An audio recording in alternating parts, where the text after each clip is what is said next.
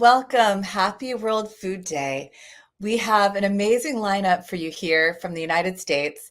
Our first talk is an interview with Allan Savory, the regenerative grazing champion, and he's interviewed by Andre Loy, the director of Regeneration International. Hello and welcome to the People's Food Summit. And today I'm really pleased to have a person I call a friend, and we've actually known each other for many, many years and been working on the same platforms.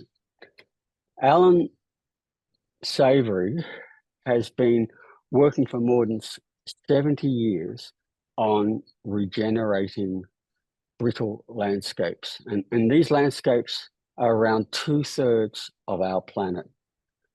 And Allan has probably had more influence on regenerating these areas than any single person that I know of, and probably any single person in the history of the planet. We're talking about at least 55 million acres directly through his Savory networks.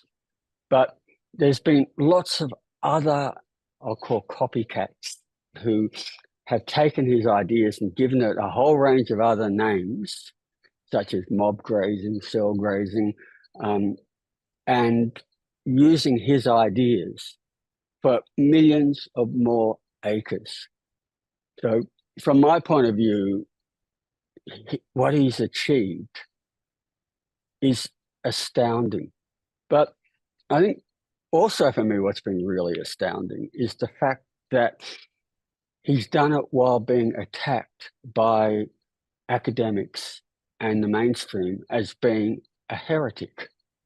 And heretics have been the people who have always done, or scientific heretics, the most profound changes. An example is Copernicus, who proposed that the Earth went around the sun instead of the whole universe circling the Earth. He was sort of ignored. 100 years later, Galileo then brings it up again, but has to recant because they threatened to burn him at the stake as a heretic over it. I think that one of the ones most people don't know about is after the Wright brothers did the first powered flight, it took more than 2 years for it to really get into the mainstream, into the media, because the academics at the time had proven mathematically that heavier than air flight was impossible.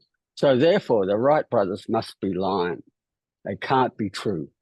And it's this same prevailing dogma of academics, of mainstream, that has been fighting Allan, despite the fact that thousands and thousands of landowners, ranchers, farmers have been adopting his methods.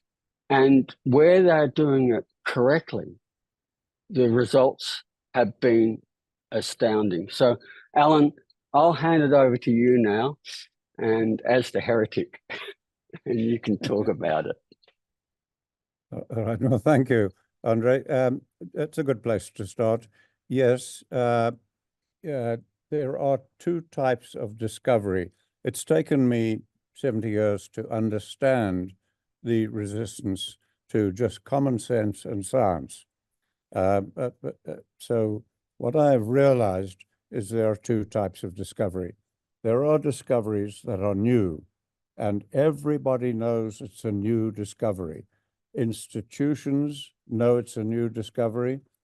Citizens know it's a new discovery, and you get controversy. You use a scientific method to test, etc., and the idea is rejected, or it is adopted within a decade or so, and we move on to Nobel Prizes and the world moves on. Now, periodically, and you brought up two instances, that very seldom in the history of the world, there's been another type of discovery. And I'm guilty of two of those. So that's why it's not because people are bad. or evil. Most people are good. That is why there's been the resistance to me. Now, the same fate happened to Semmelweis, Ignaz Semmelweis. He effectively discovered bacteria when the surgeons and doctors and medical world didn't believe that this happened. He just washed his hands after cutting up corpses before going to the maternity wards and saved thousands of women's lives. Now, he was so persecuted that he actually died in a mental asylum. Now, in my case, I thank God I was already insane 70 years ago, and that has saved me because I have suffered a far worse fate than he did.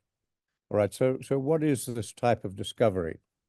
What it is somebody in the world will discover something that is truly new, but ordinary citizens can see that, and thousands of farmers and ranchers and pastoralists have seen what I'm saying, right? And individuals within institutions.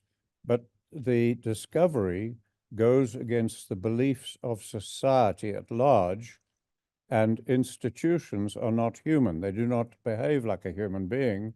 They defend the beliefs of society for up to 200 years or more until society's beliefs change with these type of discoveries, because the institutions know for certain that this is not a new discovery. This is wrong, right? So that's why the resistance to my work and all the plagiarization and mimicry and everything, while knowledge gradually spreads and eventually change will occur another 100 years from now, unless we can find another way to short-circuit that process. So the two heresies are that for thousands of years, we, all humans, believed that if land is being damaged and animals are involved, there are too many animals. And you can go back in ancient scripts and see them blaming the nomads and their sheep for the overgrazing causing the deserts, when the desert sands were overwhelming cities in the biblical world. And that belief became scientific validity and is reinforced in thousands of PhD dissertations, etc.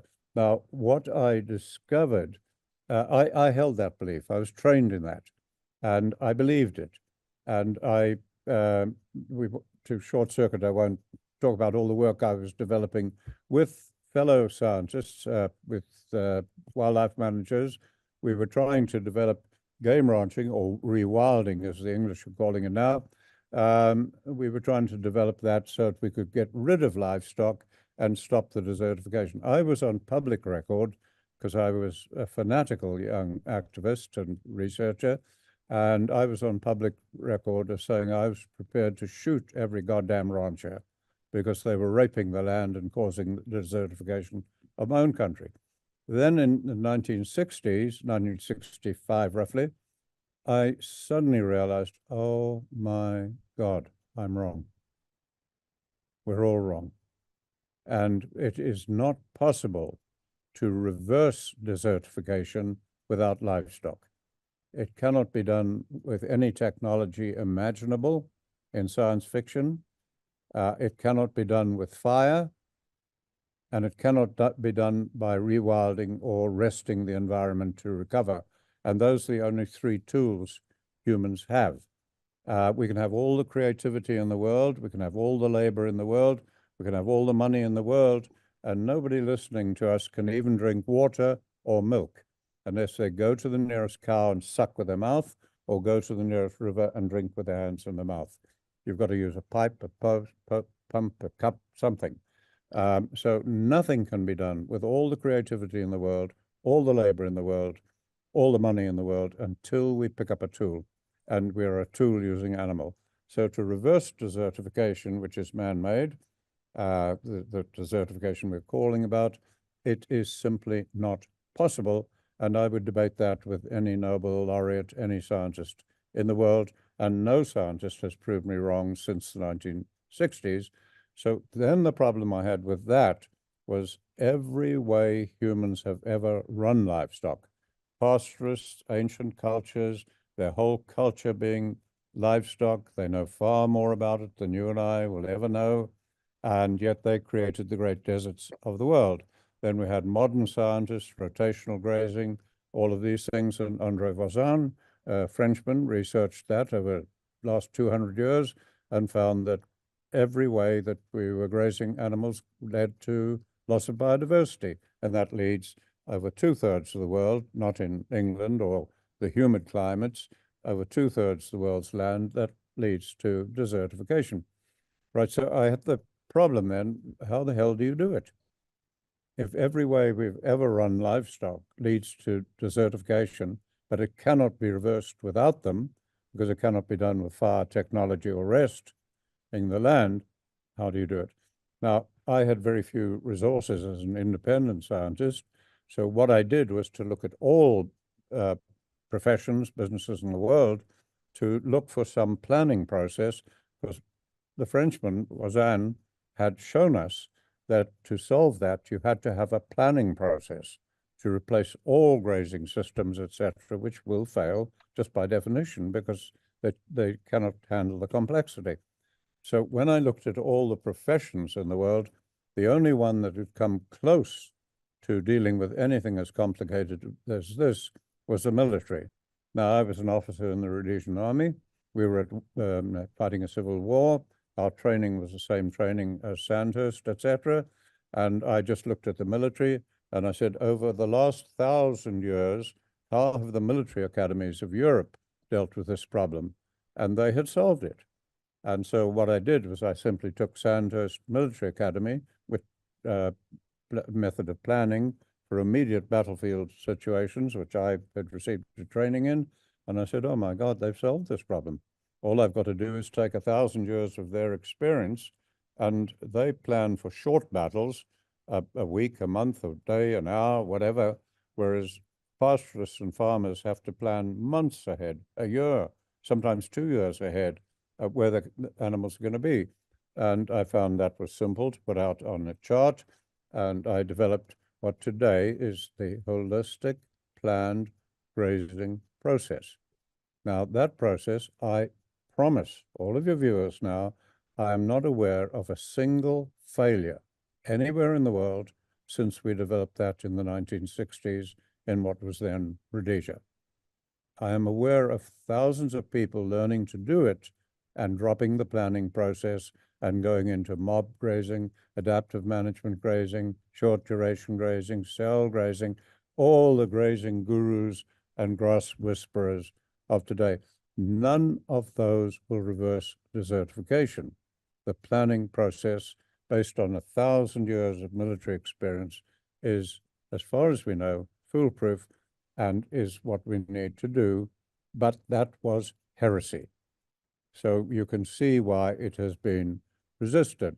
Now, when I went into exile, because I was leader of a political party fighting the racist government of Rhodesia at the time, as well as my scientific work, and I was forced into exile. Now, Americans knew of my work, and when I worked from the Caribbean into America, it was a very short time before two people in the Soil Conservation Service approached me to provide training for them. And I said, I will do that on one condition, and you make it open to everyone. It must be open source. And we train all government agencies and universities dealing with agriculture, the land-grant colleges. So they set up an interagency committee of all of the main government agencies in America: Bureau of Indian Affairs, Bureau of Land Management, Soil Conservation Service, Fish and Wildlife Service, etc., and the land grant colleges. And we put 2,000 academics, professionals, people with PhDs through a week of training over 2 years. And the agreement on which the American government paid me handsomely to do that was that if there was a big demand, that we would then set up an American government training center so this could go worldwide. And that was the agreement.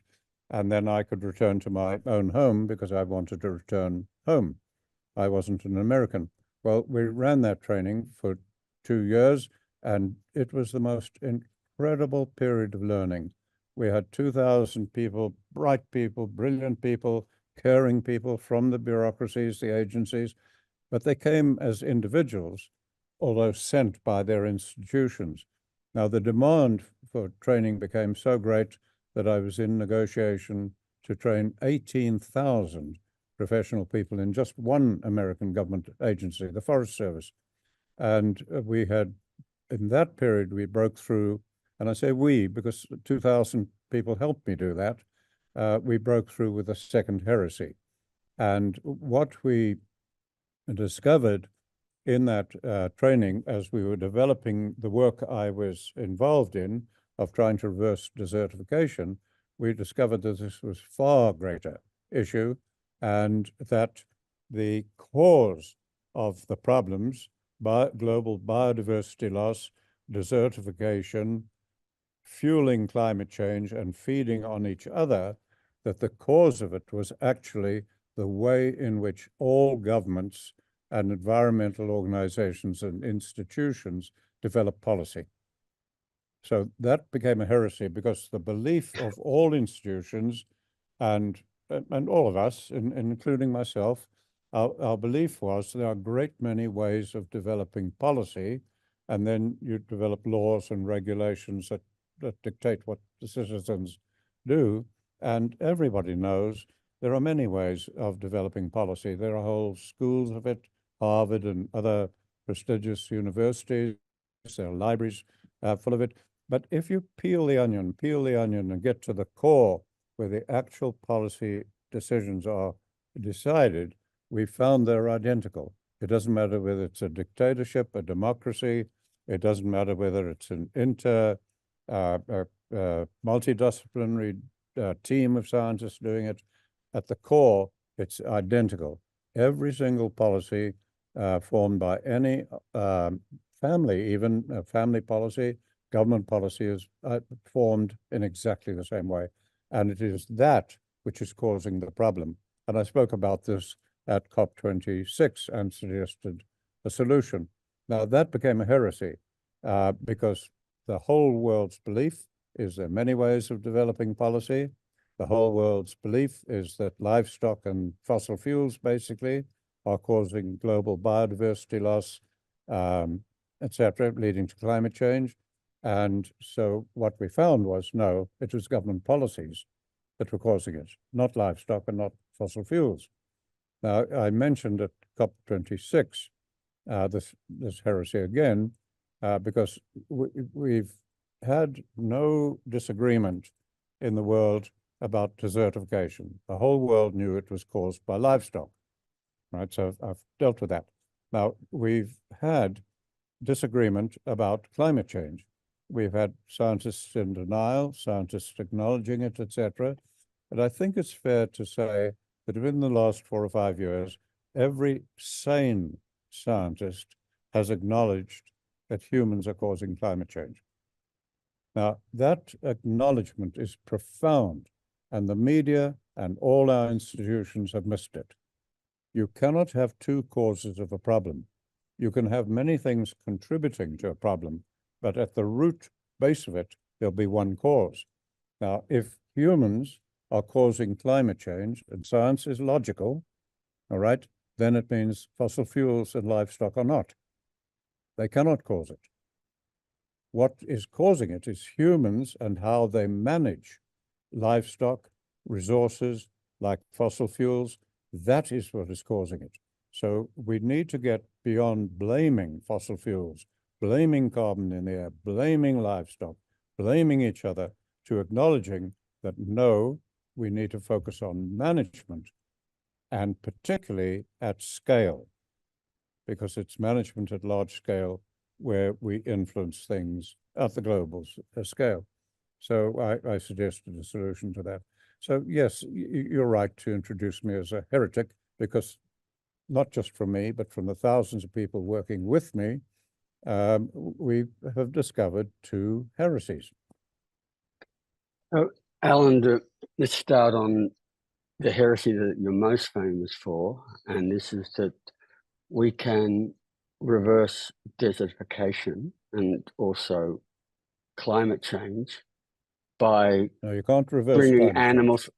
Sorry, I would say desertification because I would say that desertification is a major contributor to climate change. So, but what you've said, instead of destocking, is correctly managing livestock in these brittle environments, these semi-arid environments. If you'd like to explain that so that people can understand. Yeah. First, let me clear, I corrected you there. You will never reverse climate change. It's happening now and it'll keep going. But what will happen, even if we stopped all fossil fuel use tomorrow entirely, climate change will continue because of global biodiversity loss, desertification, and mega fires that are fueling climate change. And those three things have nothing to do with fossil fuels. They are entirely due to how people manage resources, how governments do. Right. So having said that, now let's come to the desertification. When you look at those things and climate change, you cannot address it at the atmospheric level. You can't address it at that level. You have to address it at the ground, the earth level, and that means at the level of biodiversity loss and desertification, which is occurring. Biodiversity loss is occurring all over the world, and desertification over roughly 2/3 of the world's land, where the rainfall, like here, is extremely seasonal. We get all of our rain in about 4 months, and then we have about 8 months with no rain, and that's been happening for a million years. The rainfall in London and the rainfall in Johannesburg are about the same, but they're totally different climates. You can overgraze every single plant over millions of acres. You can poison plants in millions of acres. You can use bulldozers. You can use machines around London or Paris or places like that, and you cannot cause desert. You just cannot cause it. You cannot cause millions of acres to have 80, 90% of the soil between the plants to be bare. Nature just covers it up so quickly. And nature starts to grow plants even on the roofs of buildings. Now, if you come to this climate where I am, it's almost the opposite. Here, the climate is such that, and particularly where the rainfall is also low, if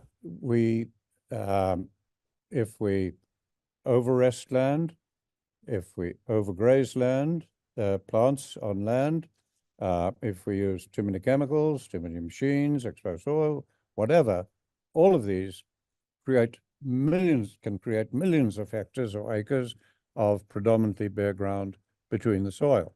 So it's a very different climate, although the total rainfall is about the same. So that's the part that is desertifying in America, right across North Africa, up into China, to India, South America. It's an area far, far greater than the entire Amazon forest that we're worried about and so many people focus on. So that is our Achilles heel, and that can only be addressed at the ground level. All right, so now we come to that problem, and that I spoke about in a TED talk that's been viewed by nearly 9 million people now in 2013. But if you look at that TED talk, it still carries a disclaimer saying sometimes just dispute this. That is because I believe TED was so criticized by prominent academics in American universities for even allowing me to talk, that they still carry a disclaimer.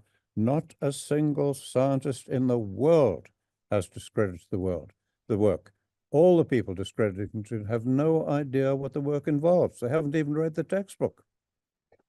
It's just a knee-jerk reaction to heresy of institutions, right? So that part of the problem can only be addressed by millions more animals.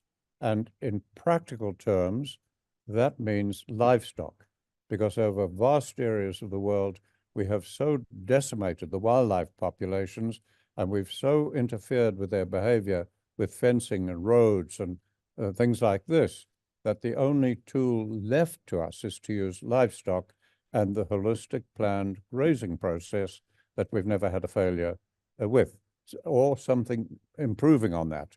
We didn't stick with the Wright brothers plane. Once people got the principles of flight, we could have human creativity released, and we were on the moon in 70 years. But that hasn't happened in the case of desertification because of the heresy. And I stress that only livestock can do it. Now, the reason for that you can see right behind my head. If you look right behind my head, you're looking at a thatch roof. That thatch roof was put on about 20 years ago, 25 years ago. On the inside, it's still the color of the grass the season that it died and we cut it. It's yellow. It's dead. It's not breaking down biologically. It's not oxidizing. If you go outside this building and look at the top, it is dark gray, almost black. Why? That is dead grass in sunlight. And it is chemically breaking down by oxidation. And that process can take 50 years or more for it to break down. Now, picture billions of hectares of Australia, the Americas, right up into, as I said, across North Africa and China. Picture billions of hectares of land where, particularly where the rainfall is too low to have a solid canopy of trees providing soil cover. And soil is a living organism. It has to be covered or it dies. Now, picture that, and where you've got grasses providing most of the litter, soil cover from the base of the grass, or the litter provided as a stress, particularly in low rainfall. Now, those grasses in these climates, they grow here, they grow to 6 to 15 feet high. They're over your head on a horse. Now they grow, they can't graze themselves. They've co-evolved with millions of animals over billions of years. Humans have killed off most of those animals.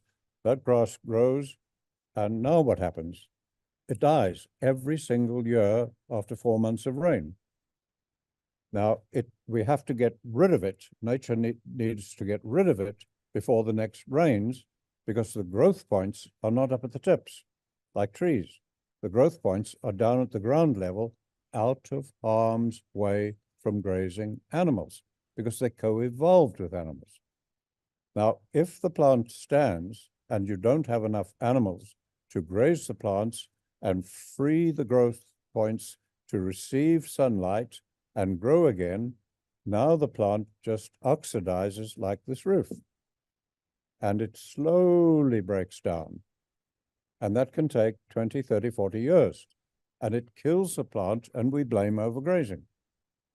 And humans thought they'd solved that problem thousands of years ago, particularly Australia, where they began 50,000 years ago, roughly, to solve that problem once they'd killed off most of the large animals by using fire.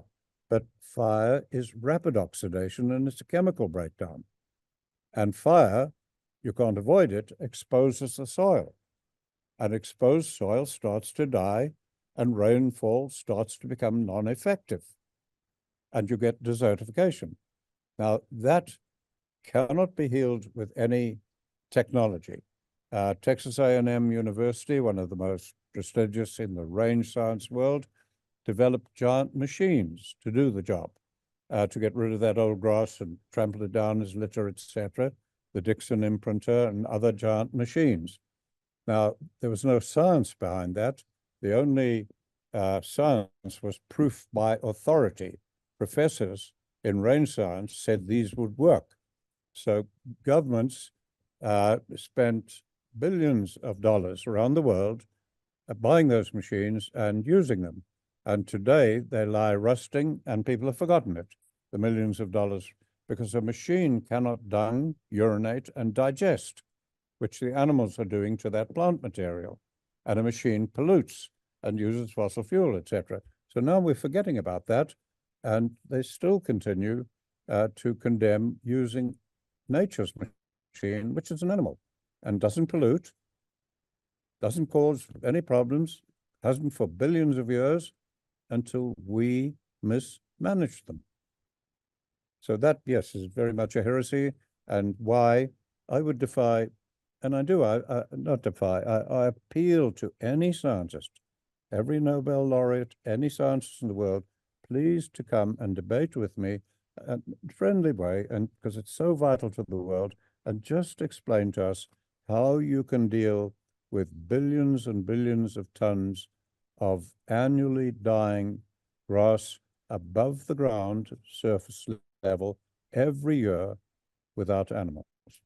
How it can be done with fire and technology. Just please explain that to the world. Otherwise, let's get moving. From my point of view, I'm probably one of the few people that have actually seen your systems on every continent. And,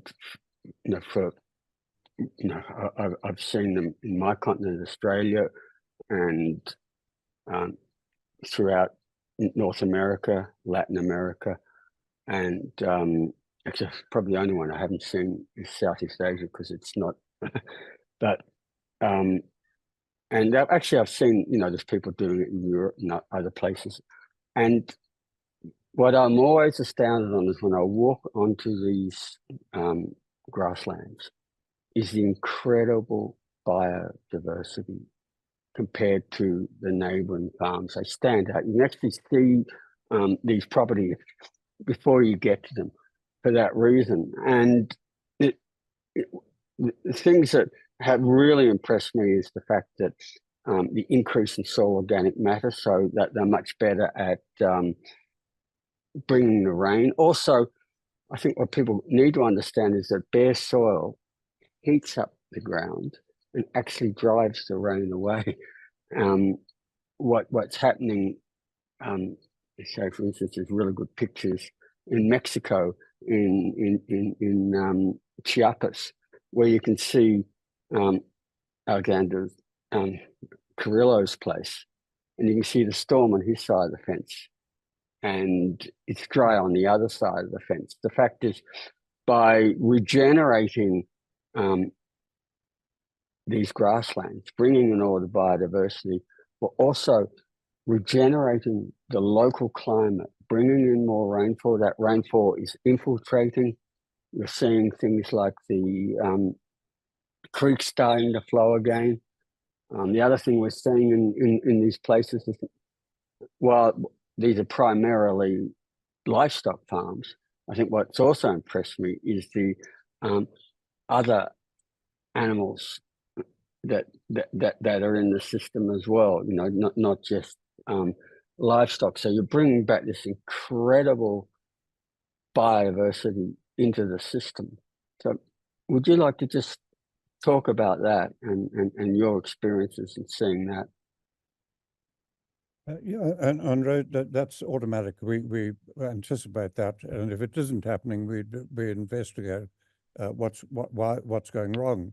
Because if you manage holistically, which addresses the cause of global biodiversity loss right up to policy level, if you do, it's proactive management.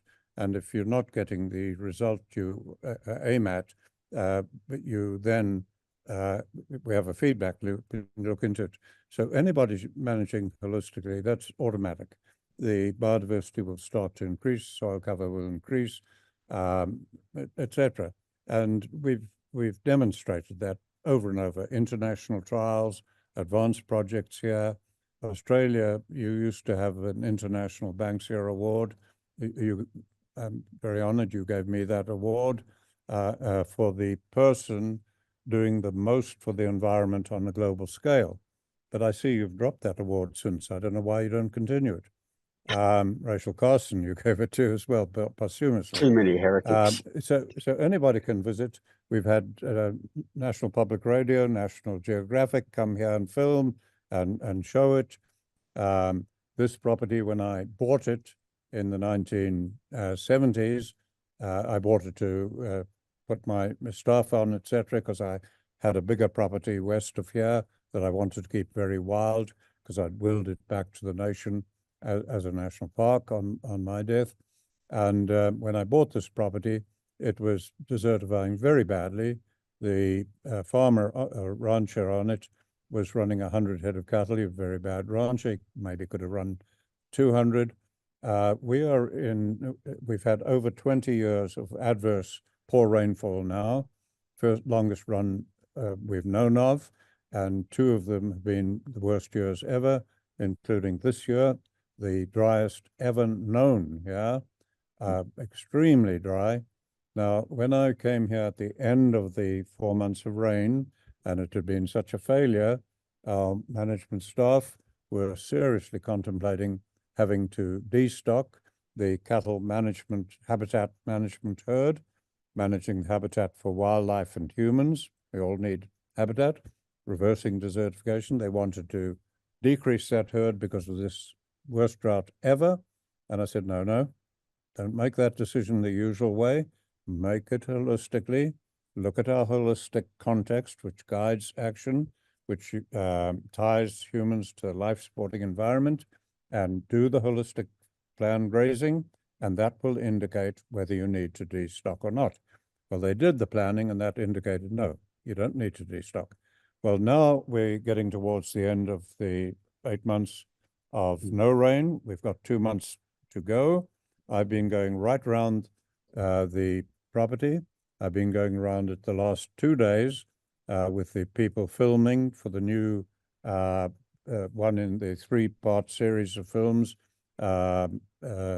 which was done Kiss the ground people, organic agriculture, etc. Yeah, and the Kiss the ground people are filming you. Yeah, we are running 400% more livestock than the original person owning this land ran, and now we have no option but to find the money somehow to buy another 1,000 head of cattle purely as a tool to try to keep pace with the production of the land. If we don't, this land will begin to regress. The only thing in the world that can reverse desertification is thousands, millions more animals and this planning process. And we're experiencing that. And anybody in the world is welcome to come and look. Now, we have great difficulty in getting anybody from an environmental organization, a ranching organization, an agricultural department to ever come and visit. Yeah. So there's been plenty of evidence.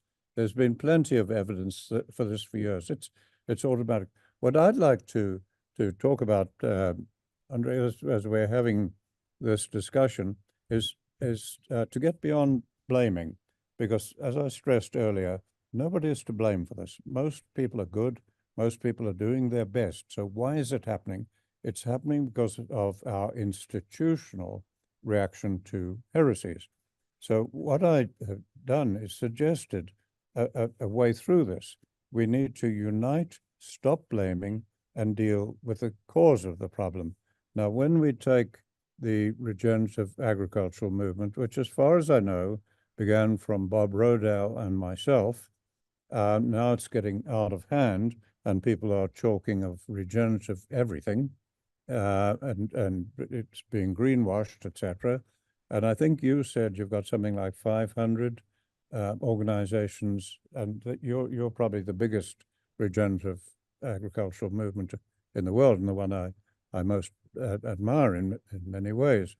Now, when I was in Hungary recently, we were talking about this problem, and I said, look, as I hear you all talking, you're ridiculing the agriculture in the Soviet occupation period, because bureaucrats in Moscow were forming the policy, and that was being forced on you as farmers, and you were all ridiculing it as stupid.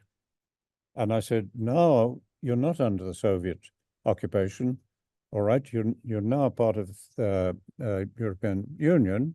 I said, I'm with you on the land, and what are you doing? You are ridiculing the agricultural policies you're obliged to follow because of bureaucrats in Brussels. I see this as two sides of the same coin.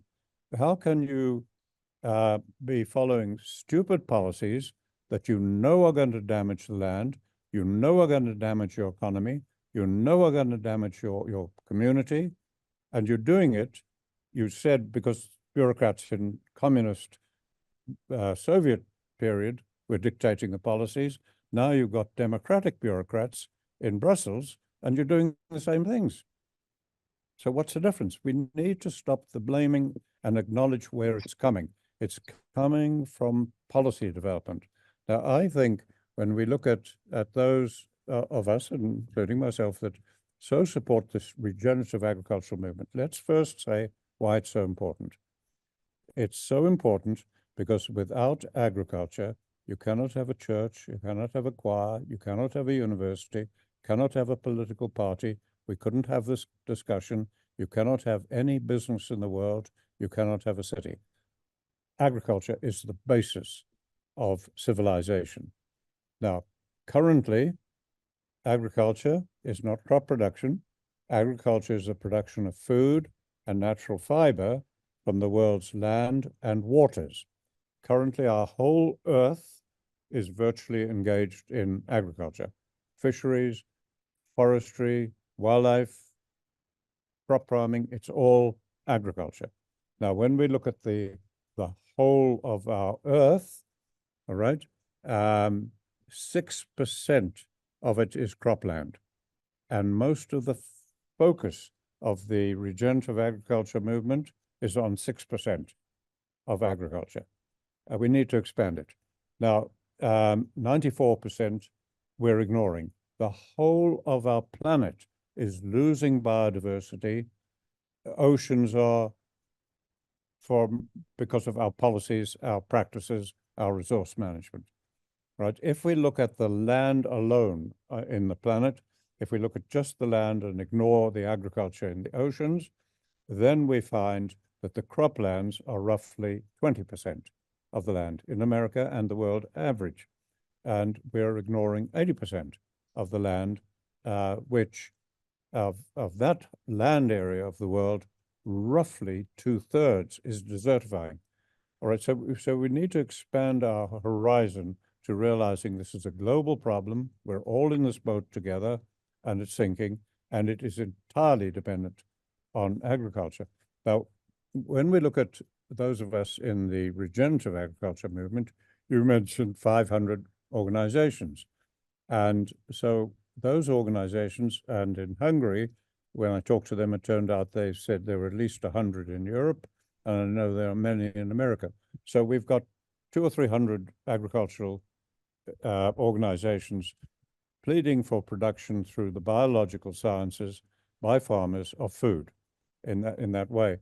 Now, they are competing for funds, they're vying for validity of their own thing, and it is chaotic. And I think we need organizations like yours to be a place where we can all, let's get together and have a focused voice from all of us on this, because we're not making any progress against mainstream agriculture, which is corporate-based, and it's based on chemistry and marketing of technology. It's not based on the biological sciences. But you guys, us in regenerative agriculture, I can assure you, we're not even at the policy table. Yeah. When governments and European Union form policy, we're not even at the table. And so unless we start to get a unified voice, you're never going to be. And so we're doomed. Now, when I spoke at COP26, I suggested a way forward, because world leaders don't know what to do. Action is being demanded from them, but from every conference on climate change or desertification, nothing emerges except chaos and divided opinions, because nobody is addressing the cause of the problem. And in the COP meeting, I talked about that, and I said, right, the cause is management. Now, if you're going to help world leaders, how the hell does that help them? How can, you can't just tell them it's management. So what do we manage? Management, what are we managing? Now, here we come to the heresy.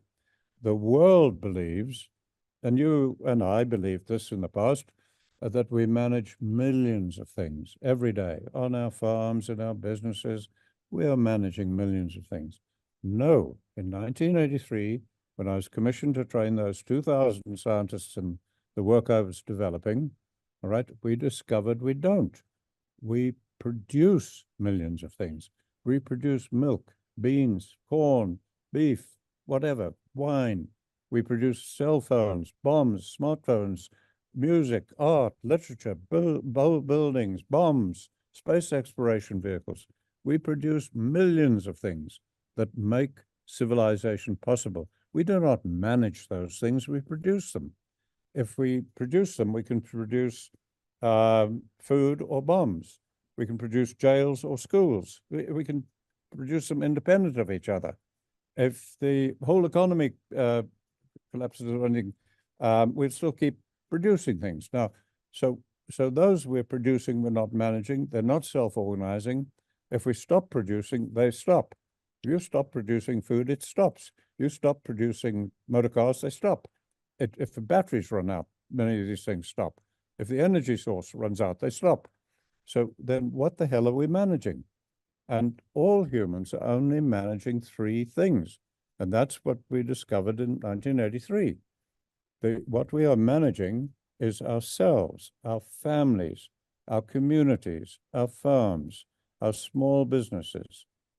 That's the human scale of management. Right now, when we go to the bigger scale, managing at scale, we can only do it through organizations and institutions. And we have to have them. They're our most efficient way of managing at scale. Now, the average human today, including me, can't even make a toothbrush. Why? Because it's made by a corporation. Almost everything, the shirt I'm wearing, I can't make it.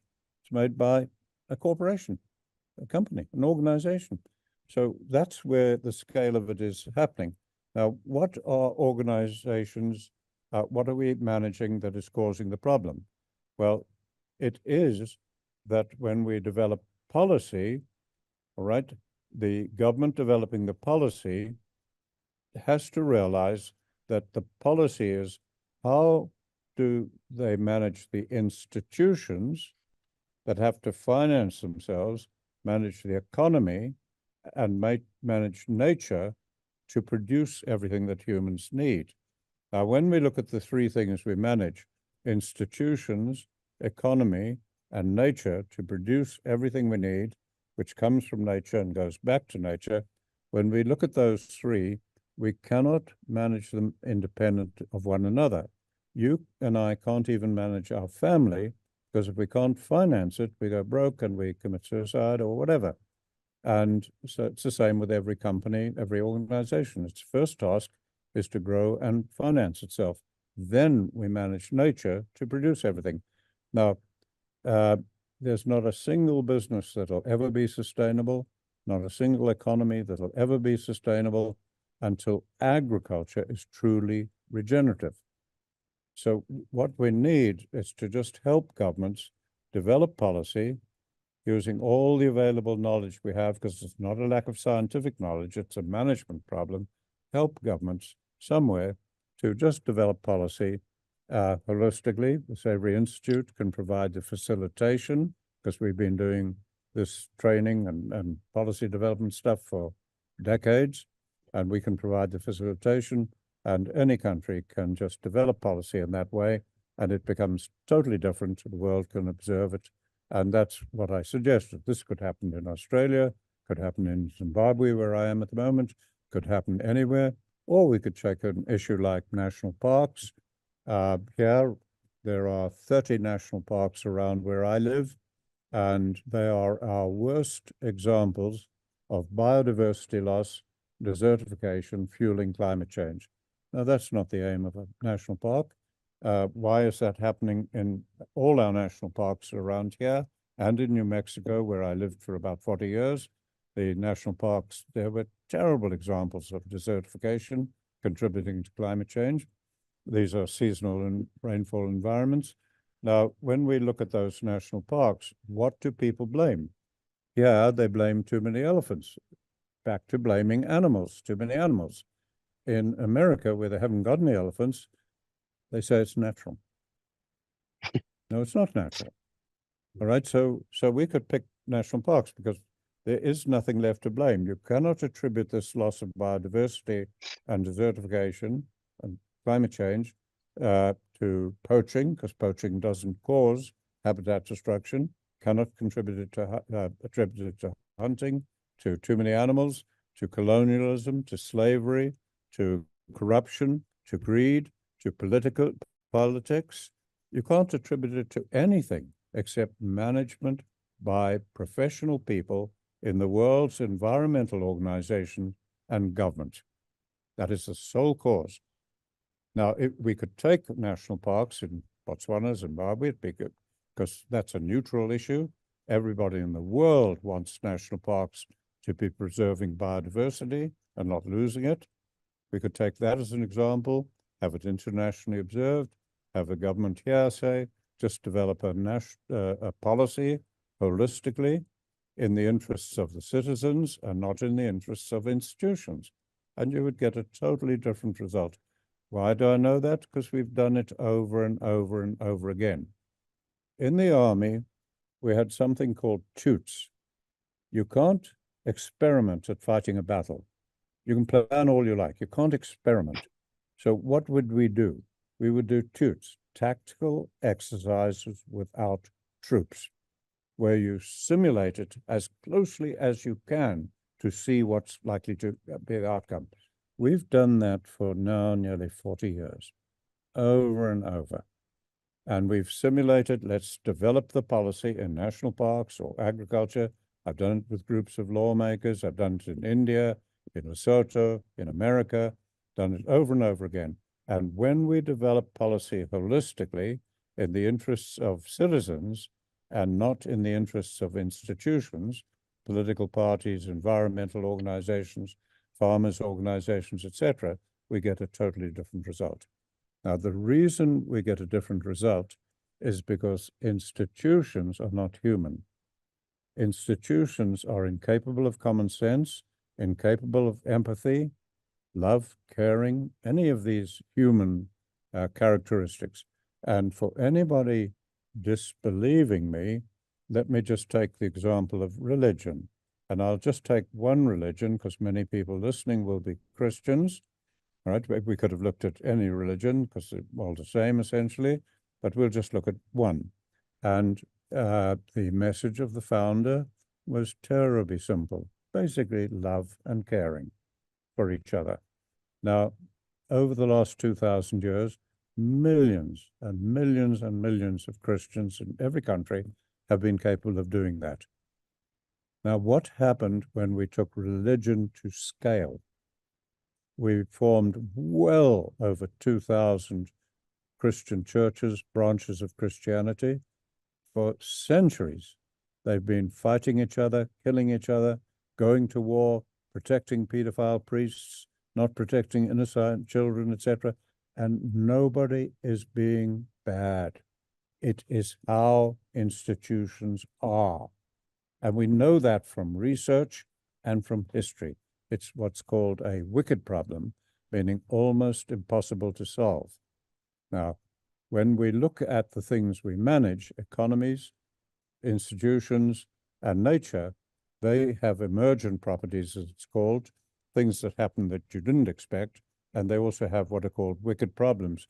In nature, there are very, very few. There are almost none. One I could almost call it was desertification. For over 10,000 years, desertification destroyed many civilizations. It destroyed civilizations all along the Nile, except for the mouth of the Nile, where the destruction of Ethiopia provided the silt every year to keep civilization going for 10,000 years. So we've had this failure. And I lost my train of thought there for a moment. I'm sorry. That's a senile moment. I'm I'm going to be 89 this month. Maybe it'll come back to me. I was going to say, Alan, for 89, absolutely brilliant. I wouldn't call it senile. I'll say what happens as we get older, we actually have got so much in there that it takes us a while to work out where to retrieve it. It's all there.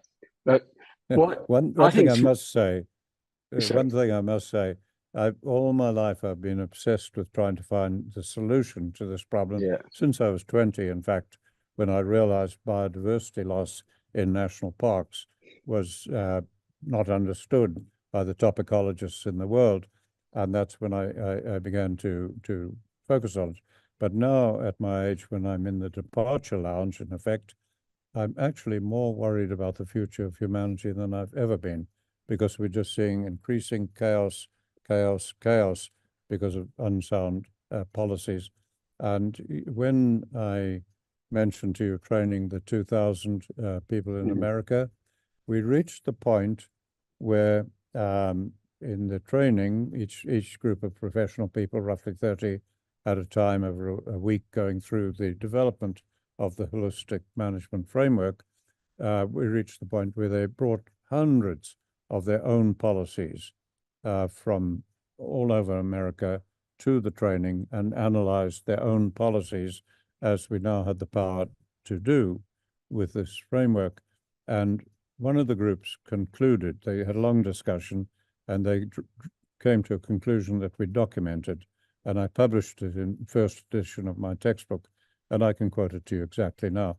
They said, we now recognize that unsound resource management is universal in the United States. That's a terribly profound statement. Frankly, it's universal in the world. yeah, And when your government's developing policies are almost universally unsound, there should be no surprise in climate change, desertification continuing, agriculture being the biggest contributor to climate change, even more so than fossil fuels. yeah. And even if we stop fossil fuels tomorrow, as I said earlier, climate change will continue. So there's no mystery to that when all of that is dominated by agricultural policies and resource management policies of governments. So we need to come together and address that cause of the problem. Alan, I fully agree with you. And I think one of the things I think is really important here is that, most people will look at all these issues and they are overwhelmed by it and people turn off from it. But from my point of view, looking at your life's work, is that you have shown how we can turn it around at scale. This is, for me, the really positive message. And I'd actually like to end this interview or this discussion that we're having on this positive message, because the fact is, you have been doing successfully over tens of millions of acres on every continent. This is really impressive. And for people to understand that with holistic holistic management as a big tool and holistic planned grazing as an on-the-ground tool, that we can turn this around. And it is, I think the other thing, what I like, is that you managed to conceptualize it so people can do it, and at family levels, that you've given people the planning tool and empowered them to make a difference. And, so would you just like to talk about that, the whole training people in how to plan and how it empowers them and the difference that makes? Well, yes, Andre, thank you. First, I'd like to stress I didn't do it. Okay, I've written my memoir, which I'm hoping will be out at the end of the year, and I describe how the ability to manage holistically developed from a unique set of circumstances here of dying empire, dying colonialism, small population, a person forced to work as an ecologist, on the scientific aspect of my work, forced to fight 20 years of a war as an officer in the army, a person who became leader of a political party to try to, believing I could bring about change if we could get an ecologist into parliament, and then ending up in exile, and then being commissioned by the American government to train 2,000 people. So I don't take the credit. What I am advocating could never have ever been developed by one person, could never have been developed by any institution or university in the world. It arose from a unique set of circumstances, including exile, providing that opportunity of 2 years of working with 2,000 very caring bureaucrats where we broke through. So the credit does not come to me. I was purely the focal point, the one person who would not give up. I just said, I will die rather than solve this problem. I am fed up with hearing blaming and complaining and whining, which I was hearing around campfires, conferences, everything. So this was developed by many, many people. And yes, if we could get the Royal Society, the US National Academy of Sciences, any of these people to do just one thing, just talk to me. They boycott me. Even environmental organizations won't even talk to me. It was arranged for me to give a talk at Godalming in the headquarters of the World Wildlife Fund 40 years ago. I traveled to London to do it, went out there with Ivan Hatting, who arranged it. He was, Dr. Hatting was there. I met great people. I was introduced all around, went to the room to give the talk on what we're talking about, and they boycotted it. Not one person attended except Ivan. So you know, this is the problem. If you and thousands of people could just sign a petition asking Sir Adrian Smith, the president of the Royal Society, to just talk to me. I can't get them to do that. I'm just brushed off as a heretic and a crank. So that's so once we do that, the solution, please believe me, because we've done it over and over, is easier than the management we're doing at the moment. And the main thing is it's harmonious, because the first thing you do is to stop the controversy and the fighting, because every human is wanting the same thing at the end of the day: more security, better food, cleaner water. So we start from a point of agreement, and we don't even discuss the problems until we have total agreement on how people want their lives to be in that culture, tie that to the life-supporting environment in a condition 200 years from now that'll be sustaining their descendants like that, and to their economy and their behavior. And this is what we call a holistic context, because at the moment that's not done by any government. Now, when we do that, now we open our minds to all science, beyond just beliefs, to all science and to indigenous knowledge, open our minds across disciplines, and have the exact same people develop the policy, and you get a totally different result with complete harmony. So let us just do that with an issue like national parks. Let's have it under sponsorship or organized by the National Academy of Sciences in the US or Royal Society or one of them, and have it internationally observed. Now, if what I'm talking about, and we do that, the cost will be $1 or $2 million. If I'm totally wrong, and it produces chaos like every conference in the world does, instead of a way forward for world leaders, the downside would be we'd waste a year and we'd waste a couple of $1 million. That's a downside. If I'm right, and there's a 98% chance that I'll be right, all right? If I'm right, what is the value of that? We will save billions of lives. We will save every business in the world that cannot be sustainable until agriculture is. And the answer will come from the people. I will provide no input.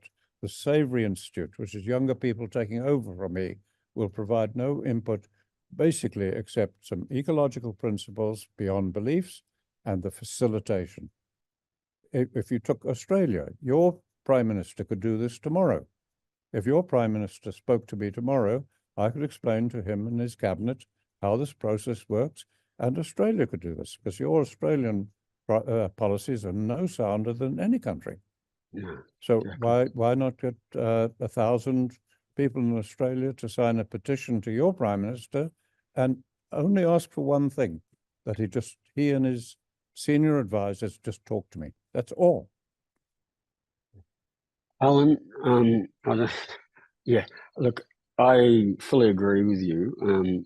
I think we're in a position, the way we've set up Regeneration International, that we can and will work with you, because this is a very important issue. And at the moment, there are some very, very good, say, politicians and ministers and bureaucrats that we are connected with, where I think we can open that door, because that's the critical, getting the foot through, getting through the door is the hard thing. Once we're through, the messages are so sound, then we can have an impact. So look, I'm just mindful of the time now that we've been talking for an hour, and I just want to say, Alan, what you've done to me is very inspiring, and I would believe that we can work together. There's a lot of us now. That's what we've done by putting the network together, and I believe that we can change things. And what we've all been wanting for all our lives is to make a better world, and we will get that better world, because people like us, like you say, we're too, what's the word, pig-headed to give up. We've been fighting all our lives, and we'll continue to fight for it. I believe that, Andre, and thank you. And bear in mind, none of the politicians, the bureaucrats are being stupid or evil. It's how institutions behave. They're good people and they need help. And we can give world leaders help and all people hope. We can do this, and we can do it simply if we can just get one Prime Minister or President to talk to me. Exactly. I couldn't agree more, and we will do that, Alan. So I just want to say thank you so much. I really appreciate what you have been doing, and I just want to say the best is yet to come. Thank you, Alan. Andre. As I said, I appreciate what you're doing too. You have one of the best organizations I know of, and collaborations with so many people. Wonderful. So do you. So do you, Alan. Thank you so much. Ciao.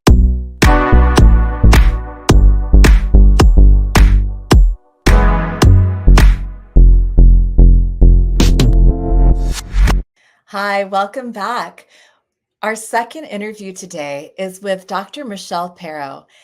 She's amazing. She knows so much about the herbicides that we get exposed to through our food and our environment. So this is a treat. Listen up. Hello, welcome. Happy World Food Day.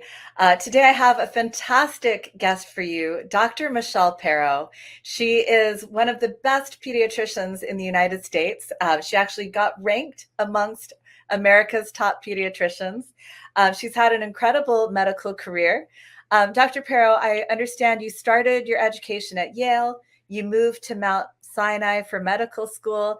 Then you worked in big city hospitals in New York City and in a children's hospital in Oakland. And so all of that happened before I became aware of you. I guess I met you first when you had a private practice. You were doing down-to-earth pediatrics. Yes. That was your private practice? Yes. Yes, a long career, but here I am in environmental health. My first steps were in pediatric emergency medicine, and you've got the history correct. Well, it's very impressive. I did want to ask, like, where along the line did you realize that something was up environmentally that you had to pay attention to in order to help the kids that you're working with? Because I've only known you since you've been doing GMO science and writing books like What's Making Our Children Sick. So I know you in this realm, but you had a career before that in regular hospitals, doing conventional medicine. Somewhere along the line, you became a homeopath. Where did this change happen? So, as most things happen in life, Alexis, it was a combination of need and serendipity and sort of me staying curious and awake. I became a homeopath because my own son had challenges, which we solved homeopathically. But I had this serendipitous encounter with an MD homeopath at that time. Her name is Dr. Ikenze. And I wound up eventually working for her once I got my degree. So I started to make the pivot. I went into initially, I opened my own integrative urgent care. So I was so kind of, let's say, dissatisfied with the way mainstream medicine was managing even acute issues. I opened my own urgent care, down to earth pediatrics. And what was coming in were kids with complex chronic health challenges. And around 2000, I started seeing this uptick in gut disturbances, leaky gut, constipation, and cognitive dysfunction and autism was clicking up. And I thought, what the heck is going on? Am I just happening to seeing more, or they're seeking me out? So did a little bit of a deep dive, but then serendipity knocked on my door again. And lo and behold, one of the moms I was working with, we were stopping the spray in Northern California, said, Michelle, read Jeffrey Smith's book. See, Deception and Being a Dutiful Pediatrician. I read that book. That was a gal named Lisa Krause, gave me the book. And my world flipped because through Jeffrey, thank you, Jeffrey, I learned about the work of Dr. Arpad Pusti, the first scientist to study GMOs. And he eventually got booted out of his institution of 37 years when he reported they were harmful to rats' health. He studied GMOs without their associated pesticides. Most of the data that comes out now is combined. There are only about 3 studies looking at GMOs without their glyphosate-based herbicides or other herbicides now. And once I saw that, it was no turning back. And then I began this journey on environmental health, food as medicine, GMOs and pesticides, hence GMO science. We're in our 10th year. It's hard to believe. And all the other things that you and I can talk about. Yeah, I mean, you're really on the cutting edge. When you started being concerned about these things, were there many other people that you could talk to in your field, or did you really have to blaze this course? Because you're one of the only doctors, or at a time, you were one of the only doctors I knew of who was saying the word GMO. And you mentioned Jeffrey Smith, and for anyone who hasn't seen Secret Ingredients, Dr. Perro is featured in that film, and it is a must watch. Thank you, Alexis. Unfortunately not. I mean, at that time, I was still very vested in talking to my colleagues, and I've known the pediatricians in my area. I'm in Northern California, and saying, hey, what do you guys think? What do you think? What about the food? What about other things other than food where kids are getting increased toxicity? And it was sort of like the sea of apathy. I thought, like, I know you guys are seeing it too. And there was this weak theory going around that we were better at diagnosing these things. That was absolute garbage, because your grandma can diagnose autistic spectrum. It's not difficult. And I said, no, that's not it. We're not better diagnosticians. We're seeing more. And as you know, since I was a young buck at Bellevue, 1 in 10,000 kids on the spectrum here in California, 2022. 2 counties are actually going down in California, rates of autism, only 2, Marin and Sonoma counties. And that we can talk about that, but still clicking up.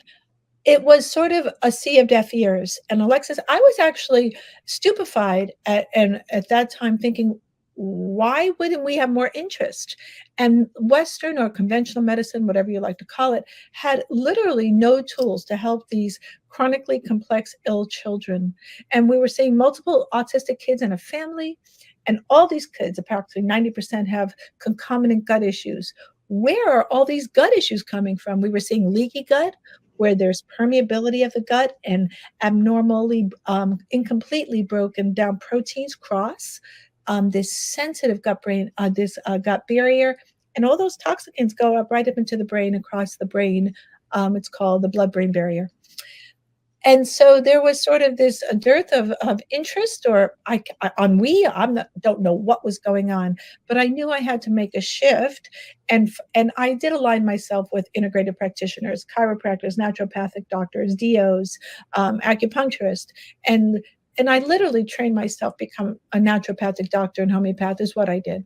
I did get my degree in homeopathy, but I took lots of classes, lots of courses to learn. I hate the word natural, but holistic health. Well, you've created a wonderful resource for parents, but I think for anyone, because when I read your book, What's Making Our Children Sick, it's a blueprint for what's happening to everyone's health. I guess, like you were saying, because these toxins cross the blood-brain barrier, children are a lot more vulnerable because they're already more permeable that way than adults.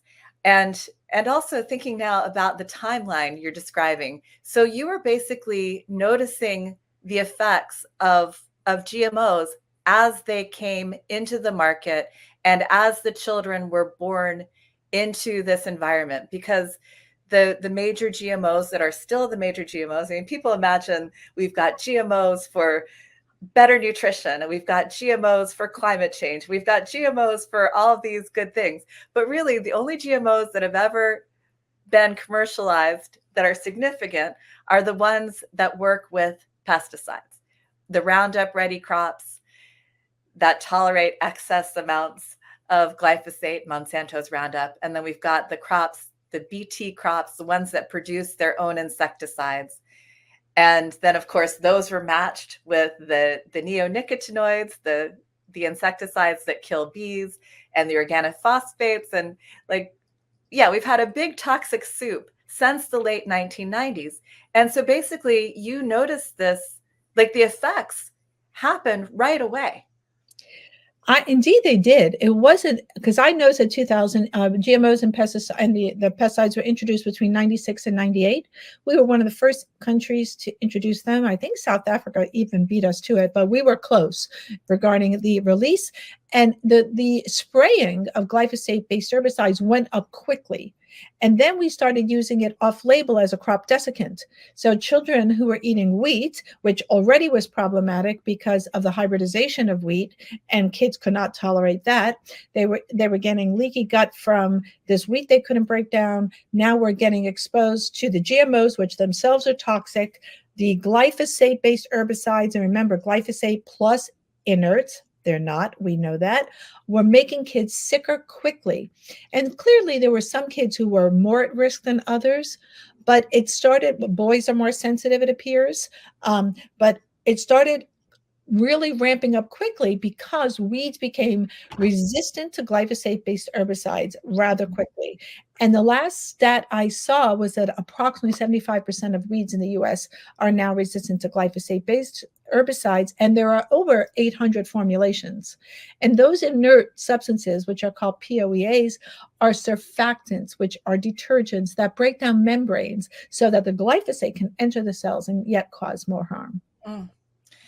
Wow. Well, since I have your expertise and your clinical experience, I want you to break it down for folks, because I guess I feel like people like you really made some changes in the way consumers were getting healthcare and what they were looking for in doctors and practitioners, maybe going outside of just the MDs. And so I'd like to, and there's so many things available now to diagnose. So I'd like to ask you first, what kinds of pesticides are you able to test for? We can test for all the pesticides now, and even routine panels. When I mean routines, those are the ones that are uncovered by many insurance companies that you can guess through labs like Quest or LabCorp. Those are the two most common in the US. Will do pesticide panels. Glyphosate is not included on those panels, but you can get glyphosate tested by yourself through Health Research Institute. I want to say it costs $139, but please don't, maybe $134. But you can get your urine tested, you can get your water tested, you can get your breast milk tested, you can get your hair tested or for glyphosate, and you have to order it separately, which is interesting to me. There are other labs that do it, like Mosaic. I think Henry Rowland's project, the Detox Project, does it. So you can test for glyphosate to see if you yourself have it. Now, glyphosate is water soluble. We should be able to urinate it out quickly. Some of us do, and some of us don't. So we're all not clearing these. We all don't have really functional detoxification pathways. This kind of care is very individualized. So we can test for it, but you can test for all the pesticides. What people need to know, if they're eating non-organic produce, there are at least 6 pesticides per food, and those includes herbicides, insecticides, fungicides, right? Those are all under the category of pesticides. Some fungicides are even more toxic than the glyphosate-based herbicides. So very few studies on these combinations and the negative synergism on how these toxicants work together. They're more toxic together. Right. So what are the pesticides that you've most often found in your patients? Yeah. So most often we find glyphosate, because that is the most ubiquitously used herbicide globally. We'll find organic phosphates. The organic phosphates heavily used in, let's say the Salinas Valley, and Dr. Brenda Eskenazi from UC Berkeley has been studying that in farm workers in the Salinas Valley, which is a growing region of California in the US. And she's been studying it for 20 years, has a project called Chamacos. And she found significant health challenges to pregnant moms, babies born, and high rates of ADHD and other neurocognitive disorders in children from their exposure to organophosphates. Paraquat, right now we're battling paraquat in the state of California. I'm trying to remove it, and we're not doing a great job. And the neonics, which are essentially decimating our bee population. So those are the big groups that we're seeing, and we're seeing fungicides. I'll see in summertime a lot of methyl bromide and things they spray, let's say on strawberries, as a fungicide. So those are the main ones that you'll see, particularly in children. And just in your experience, anecdotally, what sort of health problems are linked to the various pesticides? Have you been able to see patterns in that? Yes, absolutely. So if we look at glyphosate-based, what you'll see quickly is disruption of the microbiome. And what the microbiome is, that collection of organisms that sits in your gut, and your gut is literally an organ in itself, made up of a whole host of microbes that not only are responsible for 80% of your immune function, but also your first line of detoxification, produce many of your vitamins like the B vitamins, and they also make the neurotransmitters, which are the chemicals that run your brain. So glyphosate, let's start with that one, is an antibiotic. So it literally decimates the microbiome. When that microbiome shifts to a more toxic microbiome and the beneficial microbes are killed off, it affects the whole intestine. It's not just, it just stays there. And what it does, it is linked and caused to leaky gut. When those abnormal materials cross out of the gut and affect the blood-brain barrier, glyphosate can shuttle various toxic metals like aluminum, which is in a lot of our baby foods. It's in 100% of the infant formulas our groups tested, 100%, 40 formulas. And glyphosate shuttles aluminum into the brain 6 different ways. Additionally, a paper came out in 2022 that shows how glyphosate causes, not correlates, with autism. So we know it's an antibiotic. We know it's a causation factor of autism as well as asthma. Great paper out of Argentina on how glyphosate causes asthma, now affecting anywhere from 1 in 5 kids in Puerto Rico, 1 in 9 kids, Mexican Americans. It's asthma, likely an autoimmune disease, common, but not benign. Just because we see it a lot doesn't make it benign. Additionally, glyphosate is a metal chelator, which means it binds minerals. So it makes those minerals that we need to run biologic functions like calcium, zinc, copper, magnesium, manganese, loves manganese, makes them unavailable. So kids are working at a nutrient deficit even if their diet has adequate nutrients, which most kids do not, most Americans don't, makes them unavailable. And eventually, enough glyphosate exposure will cause, not correlate, cancer. And many people are familiar with the famous lawsuit that started here in Northern California with Mr. Dwayne Johnson in lymphoma. So that's that's super brief, and I don't want to go into too long, but I think did I answer your question? Yeah, that was amazing. Very impressive. And brief, considering the amount of information you packed in. So, one of the stories in your book, What's Making Our Children Sick, was a little girl, Zoe, and you had a situation where her exposure was environmental, and the neighborhood, it sounded like a nice neighborhood, was by vineyards, and then they found out that this field across the street from their house was just soaked in toxins. And so you had to figure out, you couldn't just say, okay, eat organic and you'll be good now. So you had to figure out how she could simultaneously detox these things as they tried to limit exposure as well as they could. So that was a complicated and fascinating case. So obviously, if you want to lessen exposure, you eat organic. But I think for folks who do that and then they still have environmental exposure, you've had a lot of experience figuring out how to help the body detox better. What sort of strategies have you used with your patients? Absolutely. Thank you for bringing up the case of Zoe. That's not her real name, but the case is real. And I took a lot of heat on that case. The pediatrician reported me to the medical board at the job I was working at the time regarding the care of that kid.